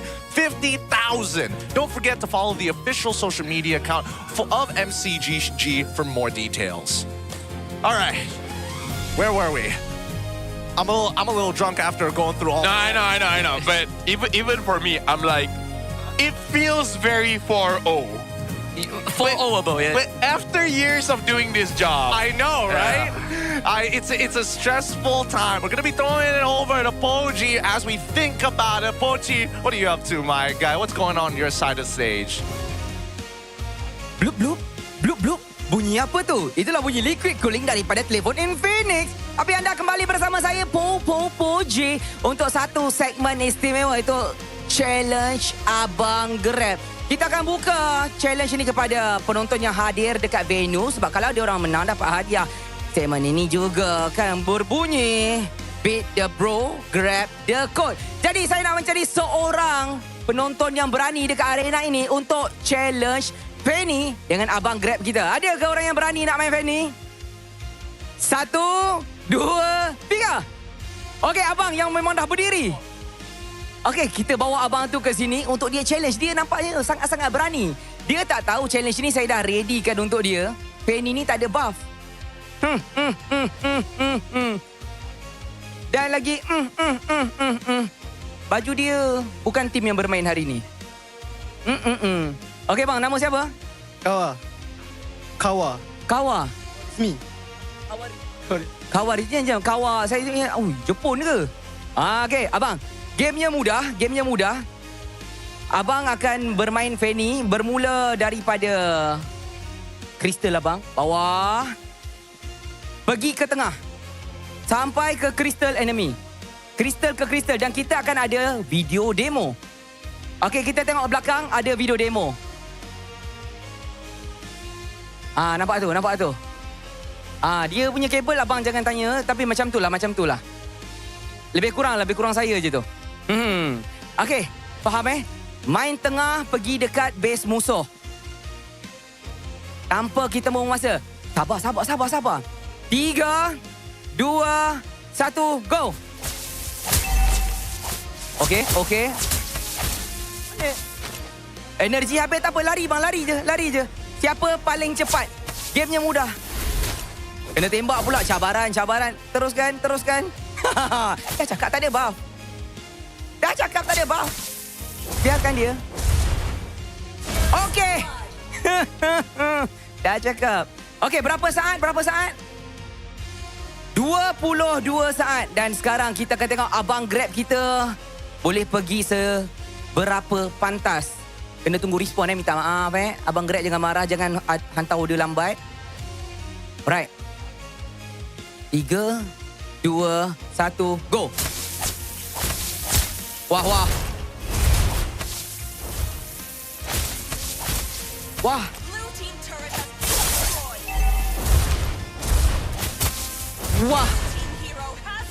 Berapa? 12 saat. Oh my god, Abang Grab lebih hebat. Maka dengan itu, Abang Grab menang. Penonton dekat rumah akan dapat special code. So korang boleh claim dekat bawah ini. Terima kasih. Malang sekali. Tapi terima kasih dekat Abang Kawa juga sebab abang menjadi orang yang berani untuk bermain game ini. Jadi itu sahaja daripada segmen challenge Abang Grab ini. Sekarang kita nak berdoa sekejap. Minta semua pergi sembahyang maghrib dulu supaya mana tahu boleh ada comeback is real. Jom kita pergi solat sama-sama.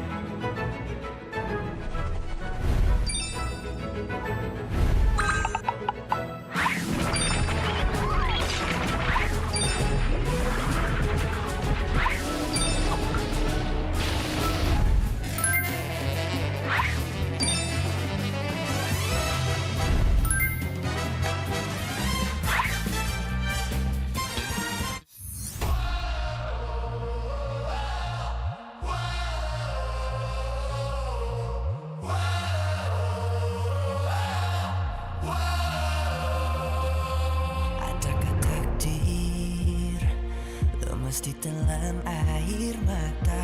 Selamanya ku takkan di bawah perjalananku sampai ke puncak. Dalam perjuangan, bila hati terang menyala, Setiap luka jadi kekuatan, pengorbanan yang jauh ujungnya. Sudah tiba masanya melangkah takdir jalan yang gentir ku tempuh. Bangkit bersama kita juara, membanggakan negara. Kita kawan pentas dunia, Wira Arena. Bangkit bersama kita juara, membanggakan negara. Kerana di hujung cerita pastinya kita Wira Arena. Kita Wira Arena. Kita Wira Arena. Sweat and grind, guess we never gon' fade. This that definition of a legend. Every single move that I made, feel it ain't no doubt. Dorang kena aku, I'm a winner. Cuba check gerak-geri aku semua tiptoe macam ballerina. Genggam bara api, biasa berjadi arah. Mimpiku mula menjadi, tiada siapa je yang halang. Kalau bikin hari-hari, benda susah jadi senang. Segala cabaran aku ready, masa depan aku terang. Tiba masanya melangkah takdir jalan yang gentir.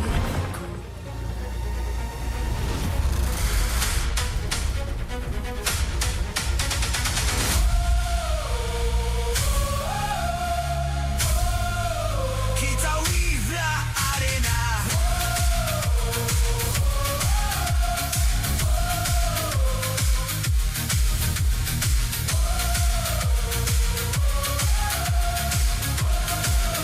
Kita Wira Arena.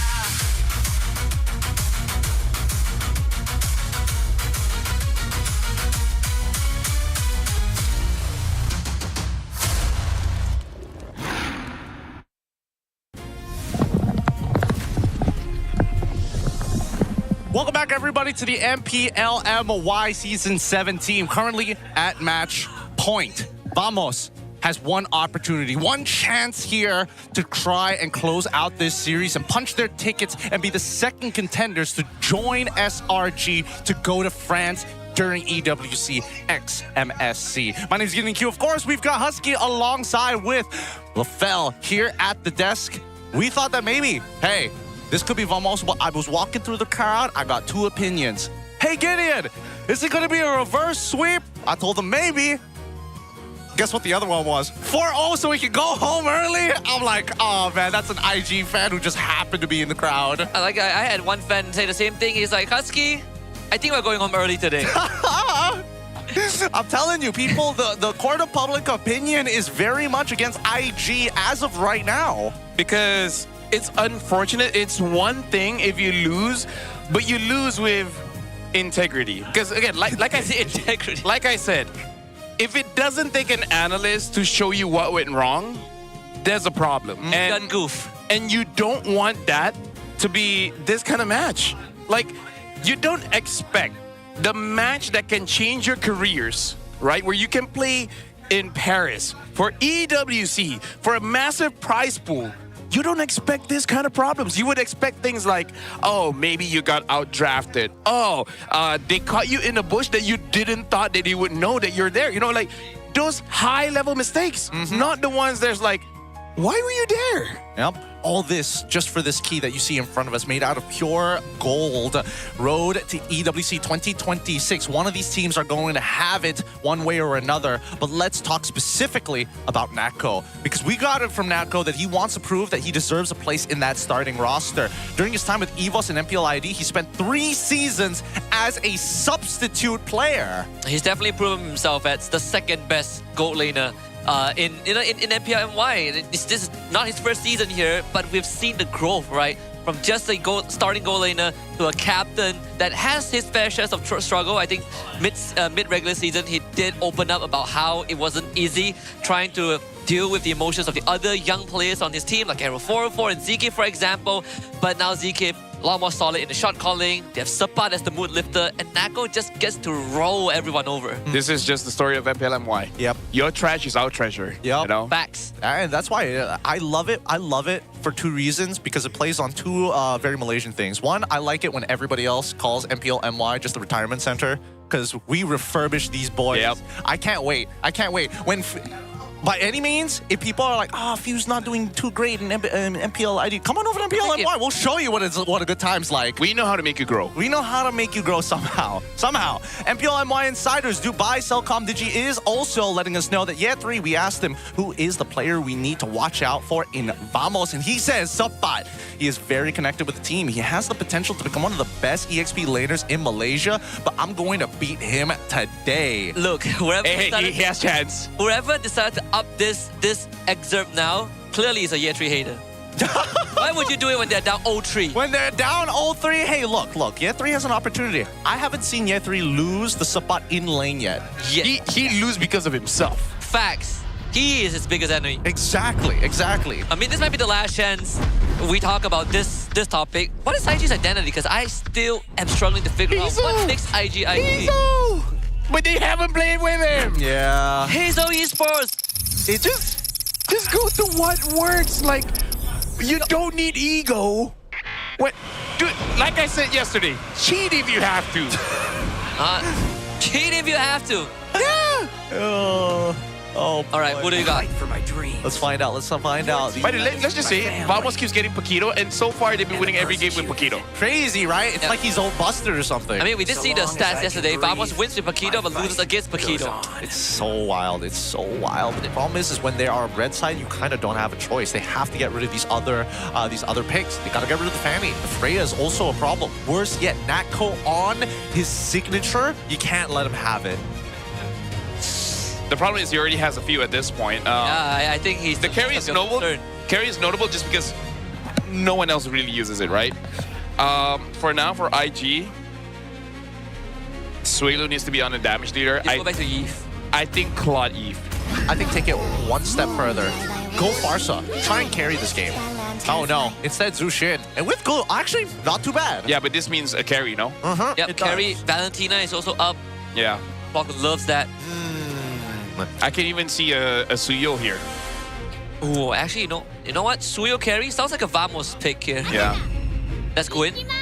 Okay. I think it's just going to be the exact same draft. Yep. Gwyn carry. It has to be carry. Come on. You know you want it. If it's not carry, it's just going to be Valentina. Oh, they go for the Claude. Go for Claude instead this time round. What are they afraid of? They already know that Zushin is on the opposite side. Claude's laning phase in general with what's left isn't too bad as well. I'm going to say something very crazy. What's the crazy thing? Hit me with it. Honestly, it might not be a bad game for something like a Lancelot. Because you can just ban out the stoppers. Like, there's no hard CC for you. It's just not there in the meta right now. You ban out the Cho, and then you ban out God Thought. Hayabusa. Yeah, but they go for the Haya. Which again is still good, but not the best, only because Gwyn can split her body, so the damage is already mitigated in that way.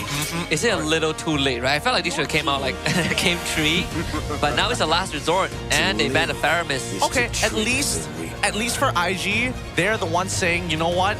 We are okay. We will play our game whether you like it or not. I think you ban a Moskov. Yeah. I think you challenge the carry. Really? I feel like they can just ban it out. No, because I think Vamos, they're confident enough to deal with Mel. They could just ban an EXP that might disrupt them. Like maybe even the Lapu. That is true. Right? He's already on the Claude. Yeah. I think it's how much you can affect. Because honestly, for all we know, IG might even go for something crazy like a Clint. I mean, you could go Irithel, right? Like, so far, there's nothing to stop the Irithel yet. Banning out the Kalia here is good. Protects Hazel. Personally, for me, I wouldn't ban another gold laner. I would ban an EXP. But it's justifiable if you want to ban a carry. Yeah, that's the carry ban. So, last time this happened, Mel went for the Brody. but He goes Obsidia. Obsidia. I think you pick up the Lapwood to be safe. Yeah. And then you see what marksman is good. I don't know. I feel like all the marksmen as of right now is kind of like mid at this point. That or Benedetta. Because no matter what you need something that has like. I'm worried about Benedetta. I'm with the foul on this one. I'm a bit worried about that one. I don't know how to feel about it just yet. Yeah. It's a tough call, but I think arguably Terizla just might be the way to go if you are looking for Year 3's pick first. If not, I'm thinking Obsidia. Is there any XP that can knock up besides Terizla? Edith, but show we XP. You want crowd control? There's Harlot. Yeah. Uranus. They go back. Honestly, to the not bad. sandbag. Honestly, not bad. You can take Purify. You're doing the same job as a Benedetta, but less likely to die. And you can take Purify. So yeah. It's good. I don't know. They're lacking a lot of damage here. Yeah, but as expected, Valentina, what are they going to finish it all off with? I think, it's just Cho, right? Khalid. Oh, they go Khalid instead? All right, MLQT. It feels like Obsidia is the only real choice. Or because like if you're already going into Obsidia, it's whether you want to have something that, number one, it needs to scale. It needs to scale a little bit better than Claude in some shape or form. I think it's whether she wants the AoE or the single target, right? I think that right now it's kind of between Obsidia or if anything else. I don't think if he goes into Clint, it's going to be harder later in the game anyways. Honestly, let's see. Yeah, it's Brody again. Because like, if this is Shiku, guys, it would have been Irithel. Okay. 100%. At this point, IG, all gas, no brakes. All gas, no brakes, yeah. You have to snowball. Hazel can do it with Hayabusa. I mean, they've got a lot of independent heroes on their side, but let's say, I think that Vamos, worst comes to worst, they kind of give up a little bit on the gold lane. They just need to kind of hover around it to make the rotations tough and just double down on punching this Uranus, right? Anytime he goes for the proxy of the wave, needs to die. Yep. This is going to be IG's true last chance. I mean, they've done miracles. They have managed a reverse sweep before, but that was in the capacity of 3 games in a row. But this time, they got to go above and beyond. They got to make it 4.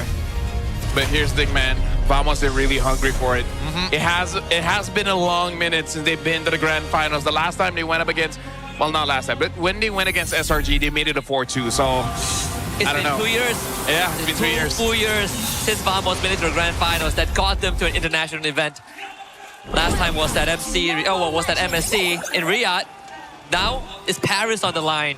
Let's find out how this is going to play out because, again, the game changes so drastically depending on who gets that first blood, who gets that lead at the beginning of the game. With a quick mid-clear, we see that Kwakun and Zekif immediately try to take control, try to set up for the Little Wanderer. Nova. Big mistake. Playing a bit too dangerous there. Yeah. He was, whatever. He didn't die. That's good for now. Early gank. Mel still has the flicker. Yep. That's too soon. That's way too late. Oh my God. I'm not gonna get tilted. He honestly should just not have even bothered to flicker. He should have just accepted the death at that point. Either flicker early or not at all. Yes, flicker early or not at all here. Because if you flicker after the fact and then Zeke flickers after him, he still dies and you still lose. You know what? I think just based off that, they're gonna lose. I don't think he can recover. Right now, the mentality is not helping. But at least they get one back. They get a little bit of retribution. One flicker back. Yep.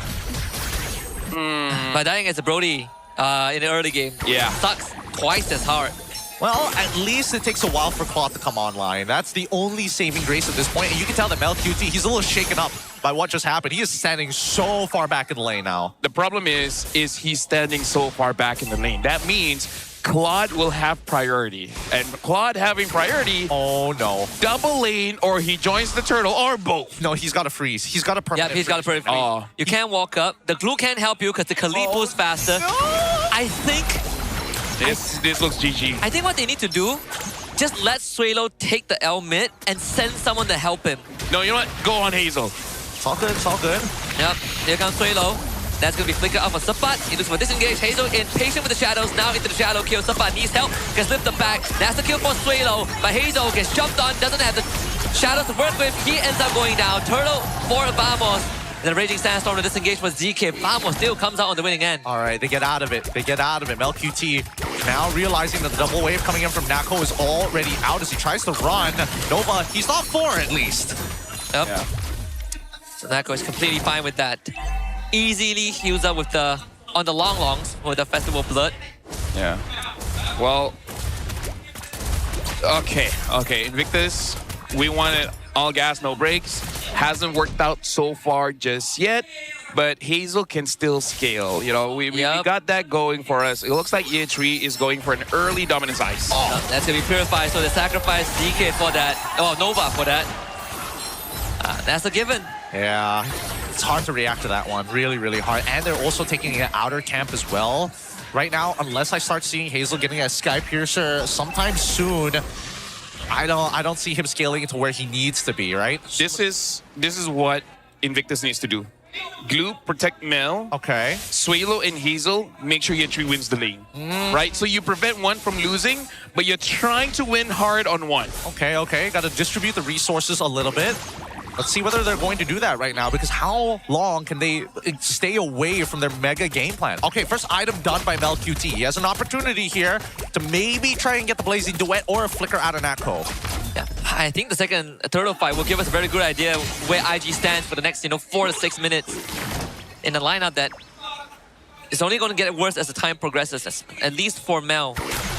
Yeah, Nova is not as aggressive as ZK on that glue, just because he made some mechanical errors that made it so that he doesn't really have much priority here. Yeah, and Mel is losing the trade as well. Again, perfect BMI timing so that he gets a positive out of that. So good. Nako is playing at his peak right now. Very polished.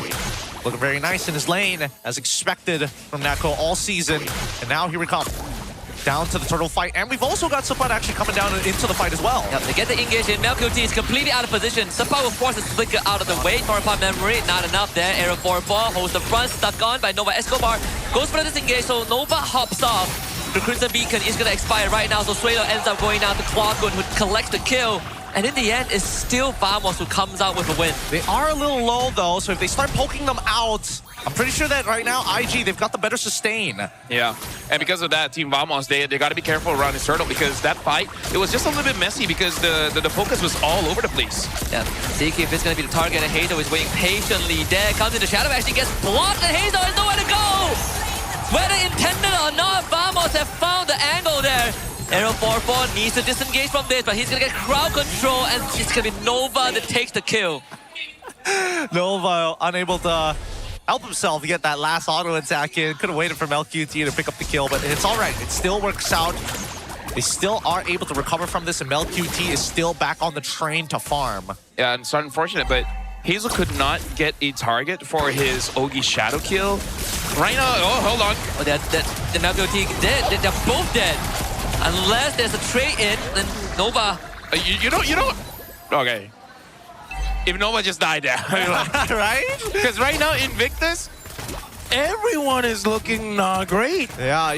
It's starting to get to them. The pressure is there, and they're starting to crumble underneath it. Vamos, on the other hand, they're getting hungrier, right? They're getting more bold in the way that they're playing. Right now, 1,400 for Vamos, and they're basically winning on all fronts. No one's stopping Spot. No one is stopping Nako. And Error, he just sets up her team. Yep, they should be able to kill Zeke here. Let's fed into the MelQT machine. First punish. First really big punish that we see from Invictus Gaming here to try to take this lead back.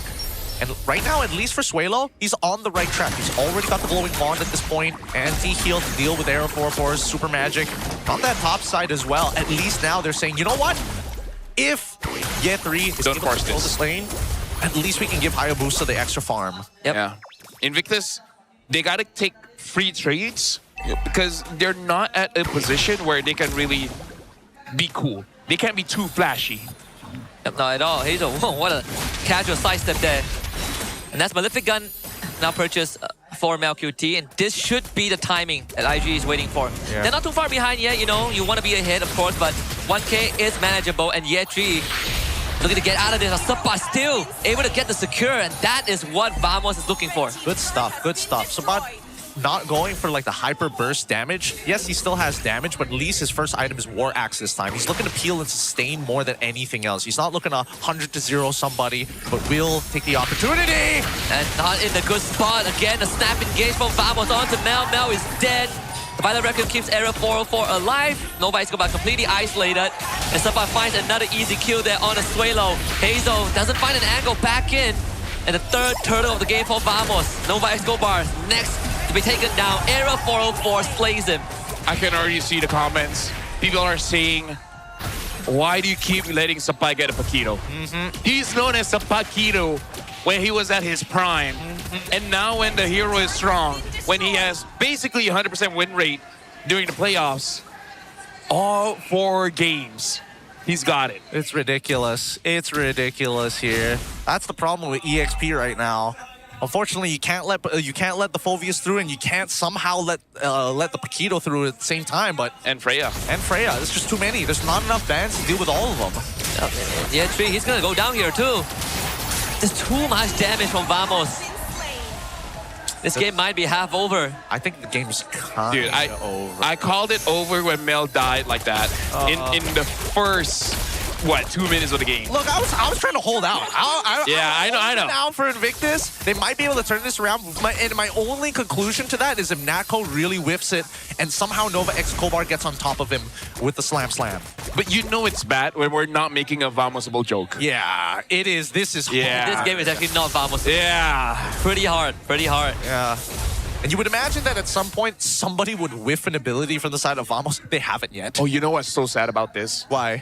We've set up the story for Invictus. We keep saying they are like the most consistent team because they're always number 3.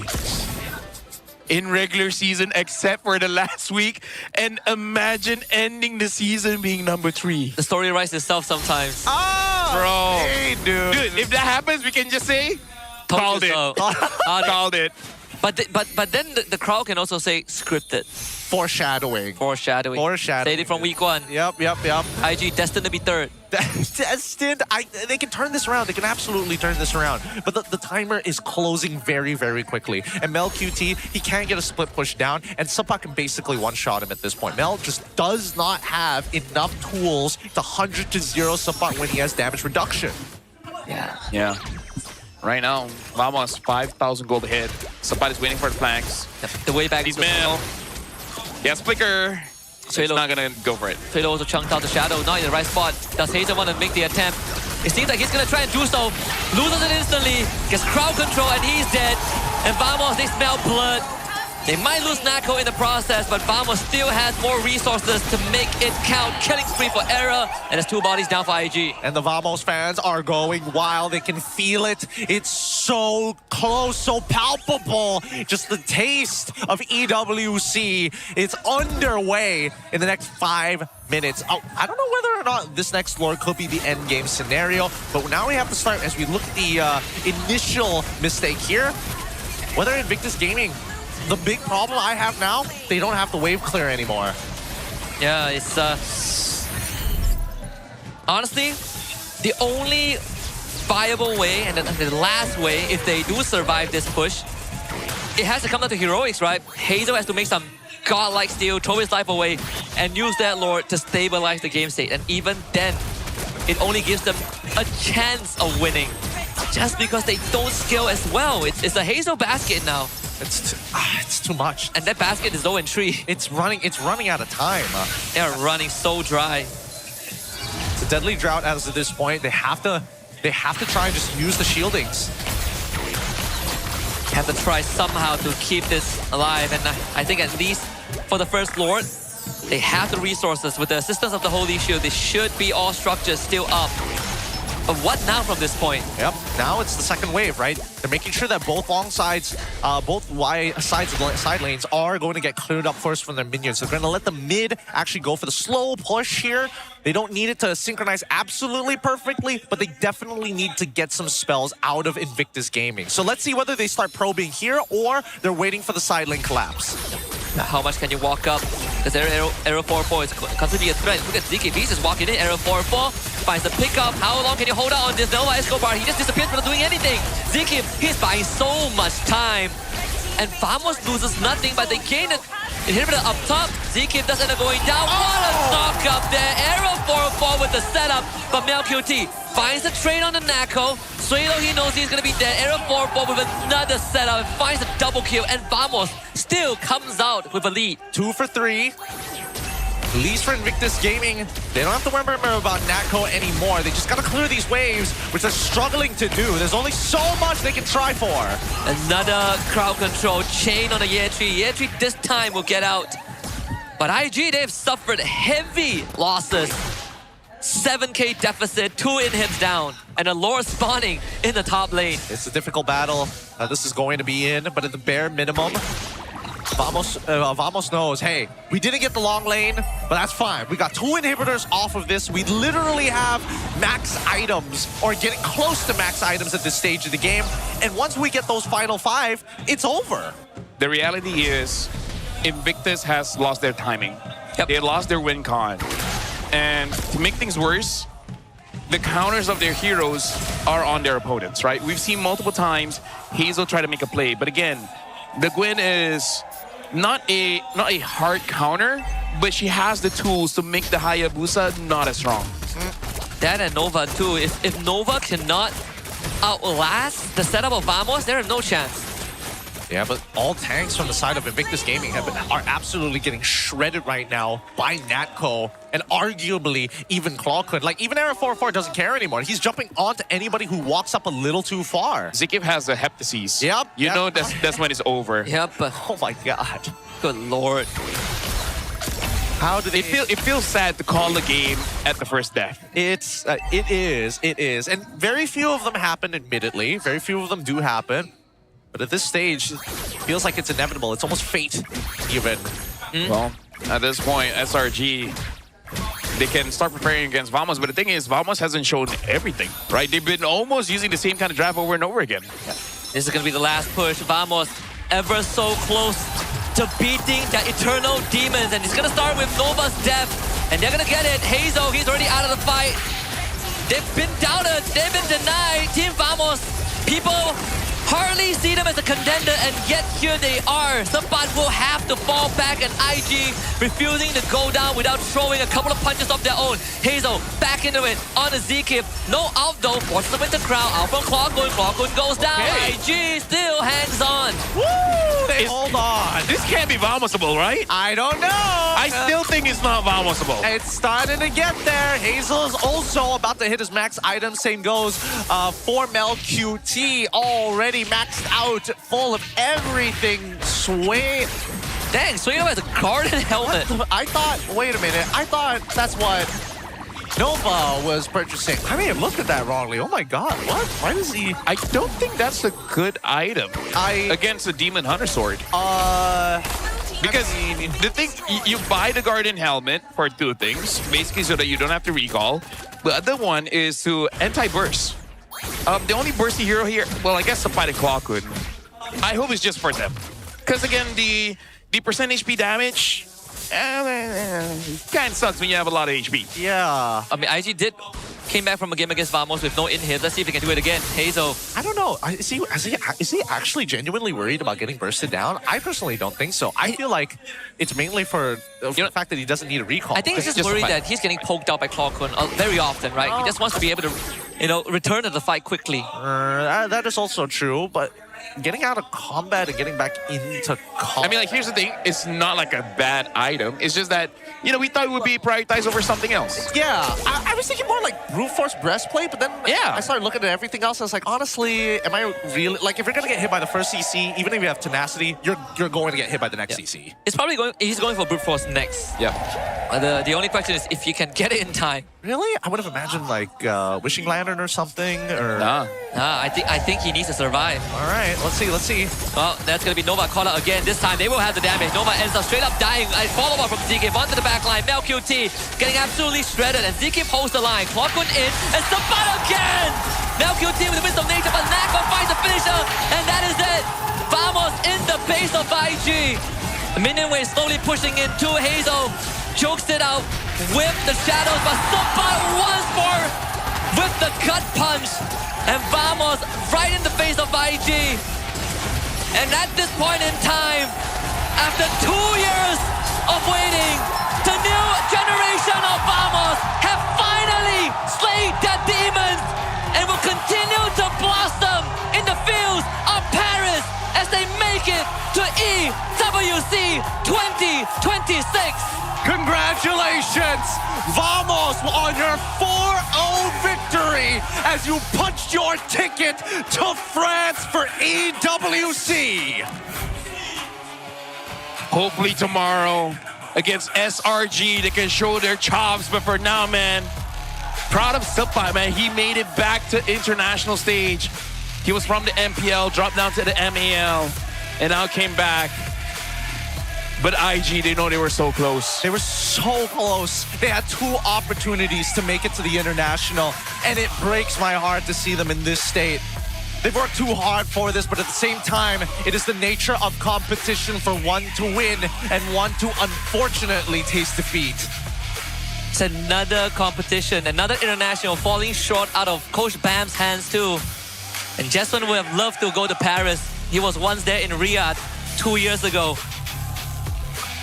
But this is it for IG, Invictus Gaming, finishing 3rd in their first debut of Season 17. Good game coming in from both teams. Hopefully this lights a fire in IG because they know they were close. They just...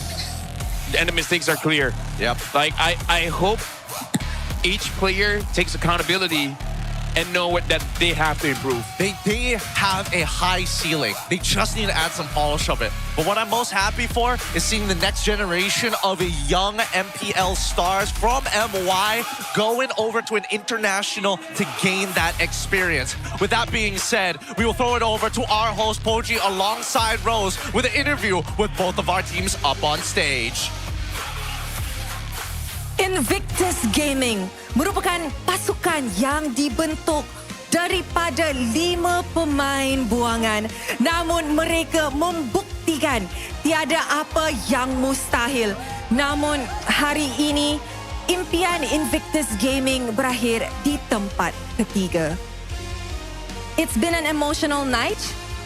So I'm gonna try to make this as less painful as possible. I think I'd like to start with Yetri, if it's possible.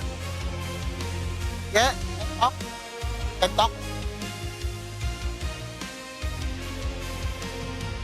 Yetri, 1 step sahaja, tapi unfortunately mereka tak dapat slot ke EWC 2026. And kita pun tahu di mana Yetri masuk di dalam Invictus Gaming, di dalam transfer window. Is there anything yang Yetri rasa you could have done different untuk musim ini? Is there anything yang you rasa you boleh buat different actually untuk musim ini untuk mendapatkan sepatutnya slot ke Grand Finals? Like anything you could have done different? Nothing to say, just tak ada rezeki, buat dah usaha. Dan maybe kita try lagi next season. Thank you for supporters.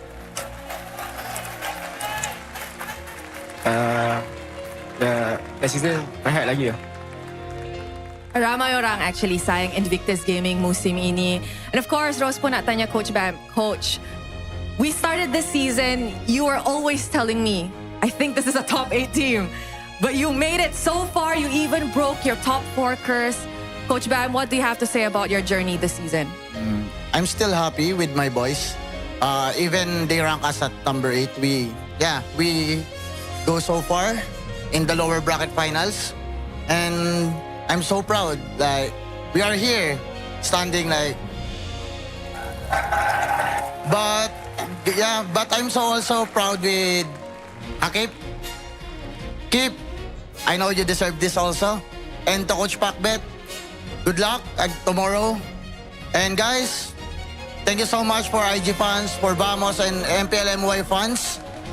I hope even we doesn't win even one game, I hope you enjoy the series. Coach Bam, this isn't easy for me to say. Tetapi kami berharap di musim depan IG akan kembali di pentas MPL Malaysia even stronger than this season. For the last time untuk MPL Malaysia musim ke-17, ladies Ladies and gentlemen, this is Invictus Gaming and you may have your final bow.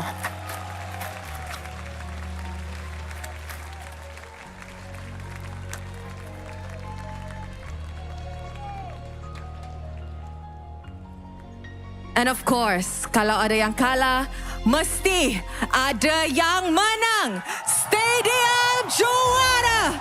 Inilah dia wakil kedua kita untuk MSCG Esports World Cup 2026. Give it up for Team Vamos!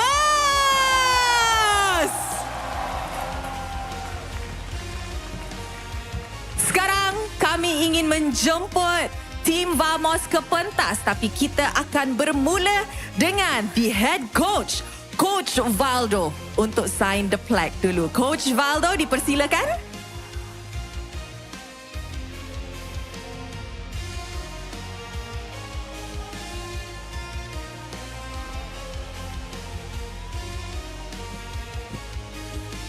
Up next, Coach Pakbet.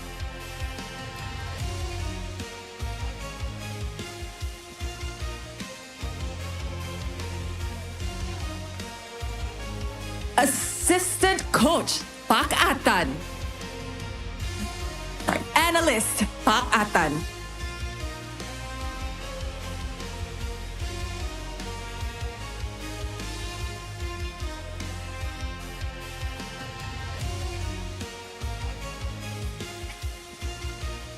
EXP laner Zeno.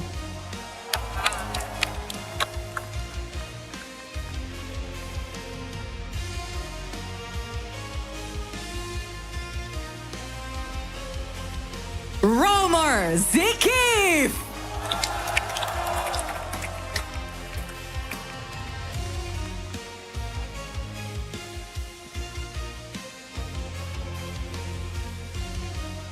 In the mid lane, Klakon.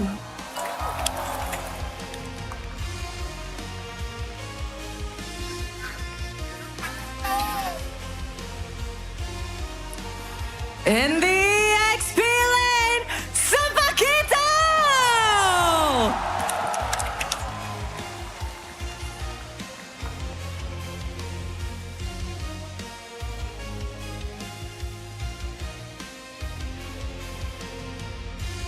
In the gold lane, Natko!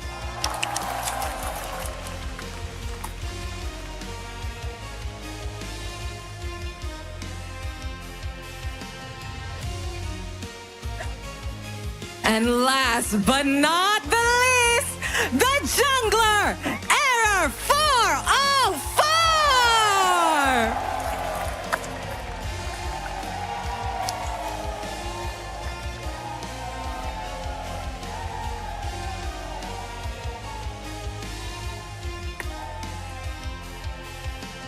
Semua nampaknya dah bersedia. Ladies and gentlemen, Team Vamos, your journey to EWC begins now in a count of 3, 2, 1.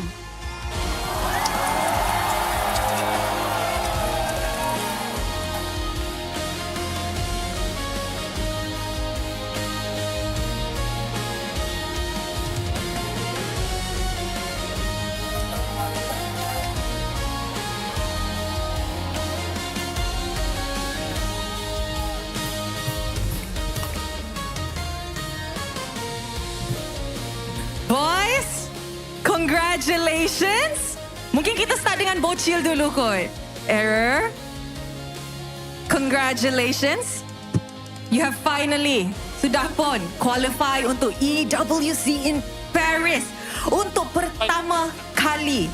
Betul. Apa perasaan bocil sekarang ni? Dia mixed feelings lah. Macam happy gila and at the same time nak nangis daru lah atas kejayaan dia sendiri lah. Sekarang dah layak ke EWC, dah tak sakit dah sihat terus lah. Sakit. Sakit lagi. Sakit-sakit pun main macam ni, takutlah kita. Harap-harap bocil boleh buat yang terbaik di EWC 2026. Thank you. We're all so proud of you. Thank you so much everyone. Tapi Saya nak tanya kalau boleh. Saya nak tanya Coach Waldo. Mana Coach Waldo? Mana Coach Waldo? Oh. Hey, hai. Halo. Saya sokong Vamos. Ya. Alright, bila kita tengok semula sebelum season ni bermula kan, adakah you expect your team akan pergi sejauh ni? I expect sebab kita roster last minute dan saya pun masuk Vamos itu 6 jam sebelum lock roster. Karena sebelumnya saya harusnya ke Rusia. Oh, maksudnya macam orang ambil you macam tiba-tiba lock, you pun macam ambil je lah ada orang panggil. Ya, dari direkomen Natko, Klaukun, and then Bang Ava call saya untuk join Vamos. Dan awak buktikan sekarang. Hari tu pergi Rusia, hari ni pergi Paris. Ya. Wow. I rasa it's such a heartwarming moment bila kita ada wakil baharu. Of course, the emotion is overflowing. And I saw just now that Coach Pakbet was teary-eyed when he was hugging Coach Bam on stage. Coach, this is Vamos's first time qualifying for the MSC. And I want to know, at what point did you think this was actually very much possible? I think the sacrifices on the players also, their time with their family. So yeah, hello to the family. Thank you so much for all time that you give it to us. We make it worth it, I think. Thank you, Coach. Thank you. Alright, sekarang kita nak bercakap dengan Natko, the one and only marksman kita. Ya. Natko kata Natko nak buktikan Natko boleh pergi ke EWC MSC dan sekarang Natko dah buktikan pada mereka yang doubt dengan you. Anything you nak cakap kepada semua haters dekat luar sana? Don't underestimate us. Jangan pandang rendah dengan dia. Itu saja. Sesimpel itu. And of course Rose dan juga seluruh tim Vamos dekat dalam game ni memang diorang menang semua tapi hanya seorang saja yang layak digelar MVP of the match. Korang rasa siapa MVP? Akib. Without further ado, in 3, 2, 1, MVP of the match goes to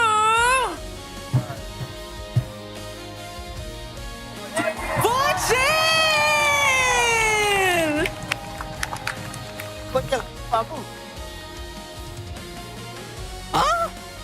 Terkejut? Terkejut. Kenapa terkejut? You rasa prestasi yang you keluarkan tadi tak bau? Bagus ke? Ya, bagus. Cuma saya rasa thank you tadi banyak buat game. Oh, he's giving credit to his friend.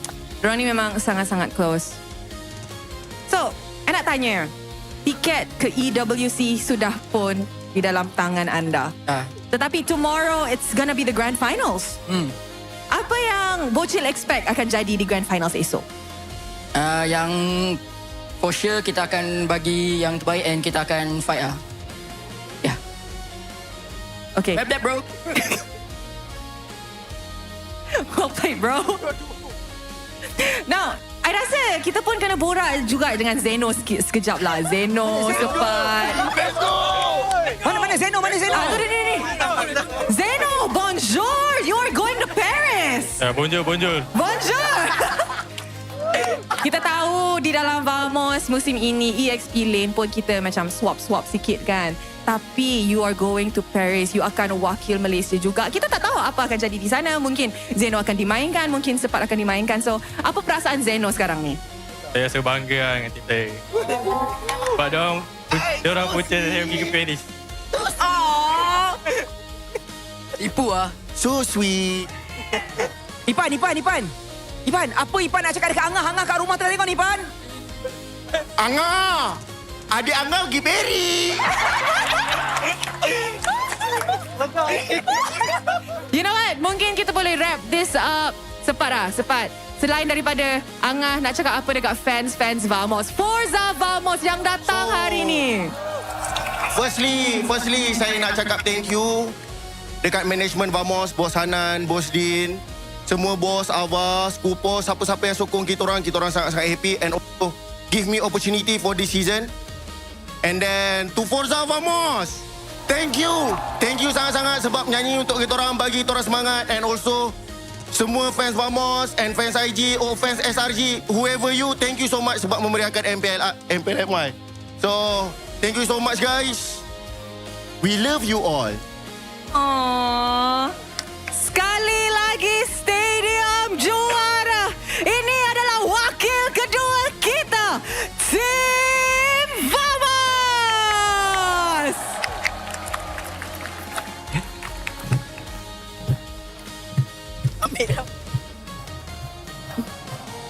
Terima kasih banyak-banyak kepada pasukan Vamos dan inilah dia wakil kedua untuk ke EWC Paris dan tak ada apa lagi yang kita boleh expect daripada mereka. Mereka akan menjadi lawan kepada Selangor Red Giant esok untuk format Best of 7.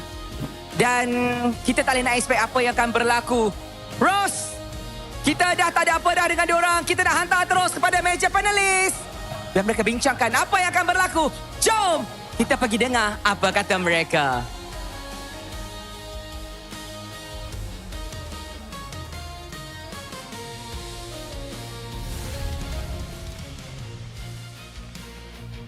Once again, congratulations to Vamos for taking the series 4-0 and have qualified for EWC. Great interview as well. Very emotional for a lot of the Vamos fans who have been waiting, dying to see Vamos back on an international stage. And they're granted, some of their wishes are granted, right? A sweet moment for Sapat as he was there in 2024 when EWC first was held in Riyadh. And after 2 years, he has gone down to MAL, got relegated, came right back, and now he's in Paris. So it really does feel like MSC 2024, right? Falcons is there, SRG is there, now Vamos and now TL. A lot of reminiscent, but you know, before this SRG got the Riyadh buff, we'll see whether they have the same kind of strength in Paris. And good luck to both Vamos and SRG for tomorrow's grand final, because I feel like if we're gonna talk about IG, we're just gonna, you know, trample over a dead horse. We even saw Yechi's reaction. It clearly hit him hard, especially because, you know, previously he was able to go to M7 and he was this close to go to MSC.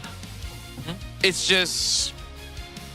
It's a difficult career. Yeah, it's a difficult career for a professional player because it just feels like when you're about to be there, another roadblock seems to always appear at the worst possible time. Yeah, this season is a tough one, right? He got exported, well, he got imported into MPL ID, and I think a lot of people are excited for him, but he only got to show up for one series and that was it. Yeah. And we thought this was going to be his redemption arc. This is what's going to take them to Paris, but I think a big part of us knows that Vamos is not going to go down easily. And in fact, Vamos slayed them dominantly today. Hey, it just goes to show some teams are just not ready. And Vamos, they stood up to the challenge and they stepped up for it.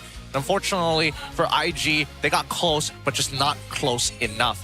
For all intents and purposes, I think that Vamos right now, with the way that they're playing and with the different sets that they have in the draft, I'm liking a lot of them. And I think that these set plays really help a lot when you're facing off against SRG. It refines the strategy even further. Yeah, but the thing is, it's good and bad, right? I think Vamos really showed their best. They haven't showed variety because there's really no need to. Like, it was always there for first pick. And then we know that Error is good on the CEO. We know that he's good on the Gwyn, you know? So in terms of the heroes, they haven't shown a lot today. For tomorrow, this is going to be very tricky because Arcadia is willing to respect pick, right? He is more than ready to let go of some of the meta picks, like maybe even a Fanny, just to make sure that you don't get the Pac. Maybe you don't even get the Gwyn. So we'll see how the draft goes for tomorrow. Yeah, hopefully we get a pretty clean game overall, and maybe some updates to what the potential meta might look like trying to deal with the new Paquito. But of course, we got to give it up for our MVP of this game. On a Guinevere, he's played an astounding 4 games here. It's Era 404.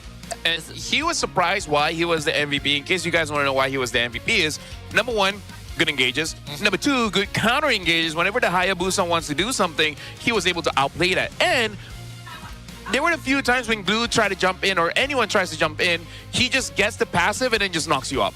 Yeah, such a sharp jungler, right? Sharp, young jungler, has great foresight, has great predatory instincts too. The way that he finds these fights in. But poetically enough, we started the season with SRG Vamos, Now we're going to end the season with SRG Vamos. Yes, that is true. That is true. Look at him go, man. He is just nailing it every single time. He is one of the few prospects that we have here in Malaysian jungle, amongst Malaysian junglers, that we hope that this international is actually going to set himself above everybody else, or at least he's going to walk away thinking, you know what, I could be one of the best now. Yeah, if he isn't one of the best, he's on his way there. People are already saying he's better than Sakai's for this season. I think if you ask me, I could agree with that. I think there are moments that Aero 4-4 just feels like a cut above. Like, he just feels sharper in these decisions. It's not to downplay the guys. I think he's also one of our greatest. But Aero 4-4 really stepped up. I don't know yet. We have to see on the international stage, because that's going to be the real test, right? Whatever we say here, if they flop at the group stages of the international, it doesn't matter. But here is the updated bracket. That 0-4, we say goodbye to IG, and we say hello to the grand finals of SRG versus Vamos, happening on the 7th of June, a BO7 that you want to tune in 5:30 GMT plus 8. The challenge right now is Vamos was the team that made SRG go to 6 games. Yep. SRG has been cruising grand finals, right? 4-0s, 4-0s, 4-0s, and they have a specific draft for the grand finals. And I don't doubt that they have something special planned for tomorrow as well. So right now, honestly, the challenge for Vamos, of course, they want to be champions. Yep. But let's start things out by, can they prevent 4-0 first? Woof. Yeah, I think the first step is definitely to not let SRG roll over another grand finals, right? Vamos winning is secondary. I just want them to make it close. I want them, make it close regardless of the results. At least we know then when we head to Paris, we're in good hands. We have 2 capable reps instead of the previous internationals where people just look at the second team aside from SRG and just think to themselves, it's just SRG. Yeah, no, that's going to be I don't think it's going to be a forever problem, but it's one of those future problems that are starting to pile up, and we're looking amongst some of the other regions as well. Certain things are looking a little more similar than others, with one team dominating the rest. Good competition feeds into a healthy environment to create better players, and luckily we were blessed enough to see Aero 4-4 reach that moment. You know what? For me, I'm happy with the teams that goes to EWC. It's something that we predicted, but what's good for Vamos? What's good for Vamos? SRG is too strong. That makes it, everyone is going to prepare for SRG. They might not prepare too much for Vamos. Does that mean it's not Vamosable? It's not possible for a Vamosable flip? You can't really Vamos the game if no one thinks about you, Yeah, because SRG is just top of the world, right? They prevented PHPH finals for 2 times now, 2 or 3 times now, but I feel like SRG is strong, and they're staying strong, and they're getting stronger. So, like it or not, you got to put a lot of energy on reviewing SRG games. So it might take some time away from Vamos games. So, it could give Vamos a chance that they could, get wins in EWC. I think they have a chance. That's my headcanon. That's my logic. Yeah, I mean the competition overall, the landscape has gotten a lot more competitive. But I feel like this version of Vamos, if they keep what they have today, for at least the rest of Season 17, I think they have a good shot of at least making it out of groups. Well, that's the thing. That's what I'm always worried about. I don't like making those early predictions about getting out of groups. Yep. Doesn't go as well as I want it to. But for you guys at home, let us know. We want to hear your voices about the MPL MY Season 17 through our audience survey. Scan the QR code down below and let us know what are the goods and bads of the MPL MY, what we could look to improve on, like maybe a panel for the English side, or extra parking, or like maybe, sometimes tickets are way too expensive. Maybe it's not, but bigger venue. Even bigger venue. Even bigger venue. Some Mr. Beast ideas. Do you guys want us to wear a hat? That's a pretty good one. I like that one. With that being said, once again, we thank you for watching the MPL NY playoffs. Tomorrow's the grand finals. This is Husky. My name is Getting Q. This is LaFell. We'll see you tomorrow. Boleh tak? Aku. Boleh. Sabar. Kita punya position jelek tau. Ni, Freya mati. Nice, depan tu. Aku ada emo. Ada go guys. Duduk. Ayo, go lagi. Gak ada spell semua dia. Backup. Tak Brody. Pelan-pelan. Dah. Go main. Main. Depan. Tuh. Give. Nice. Boleh. Boleh. Sabar dulu guys. Okay, sabar. Sabar guys. Chill. Tenang.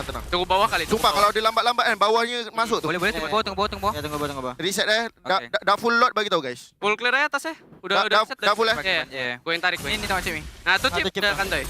Ada gua. Kau dia. Sini guys. Gol. Nice. Menang. Kau dulu. Main. Nice nih.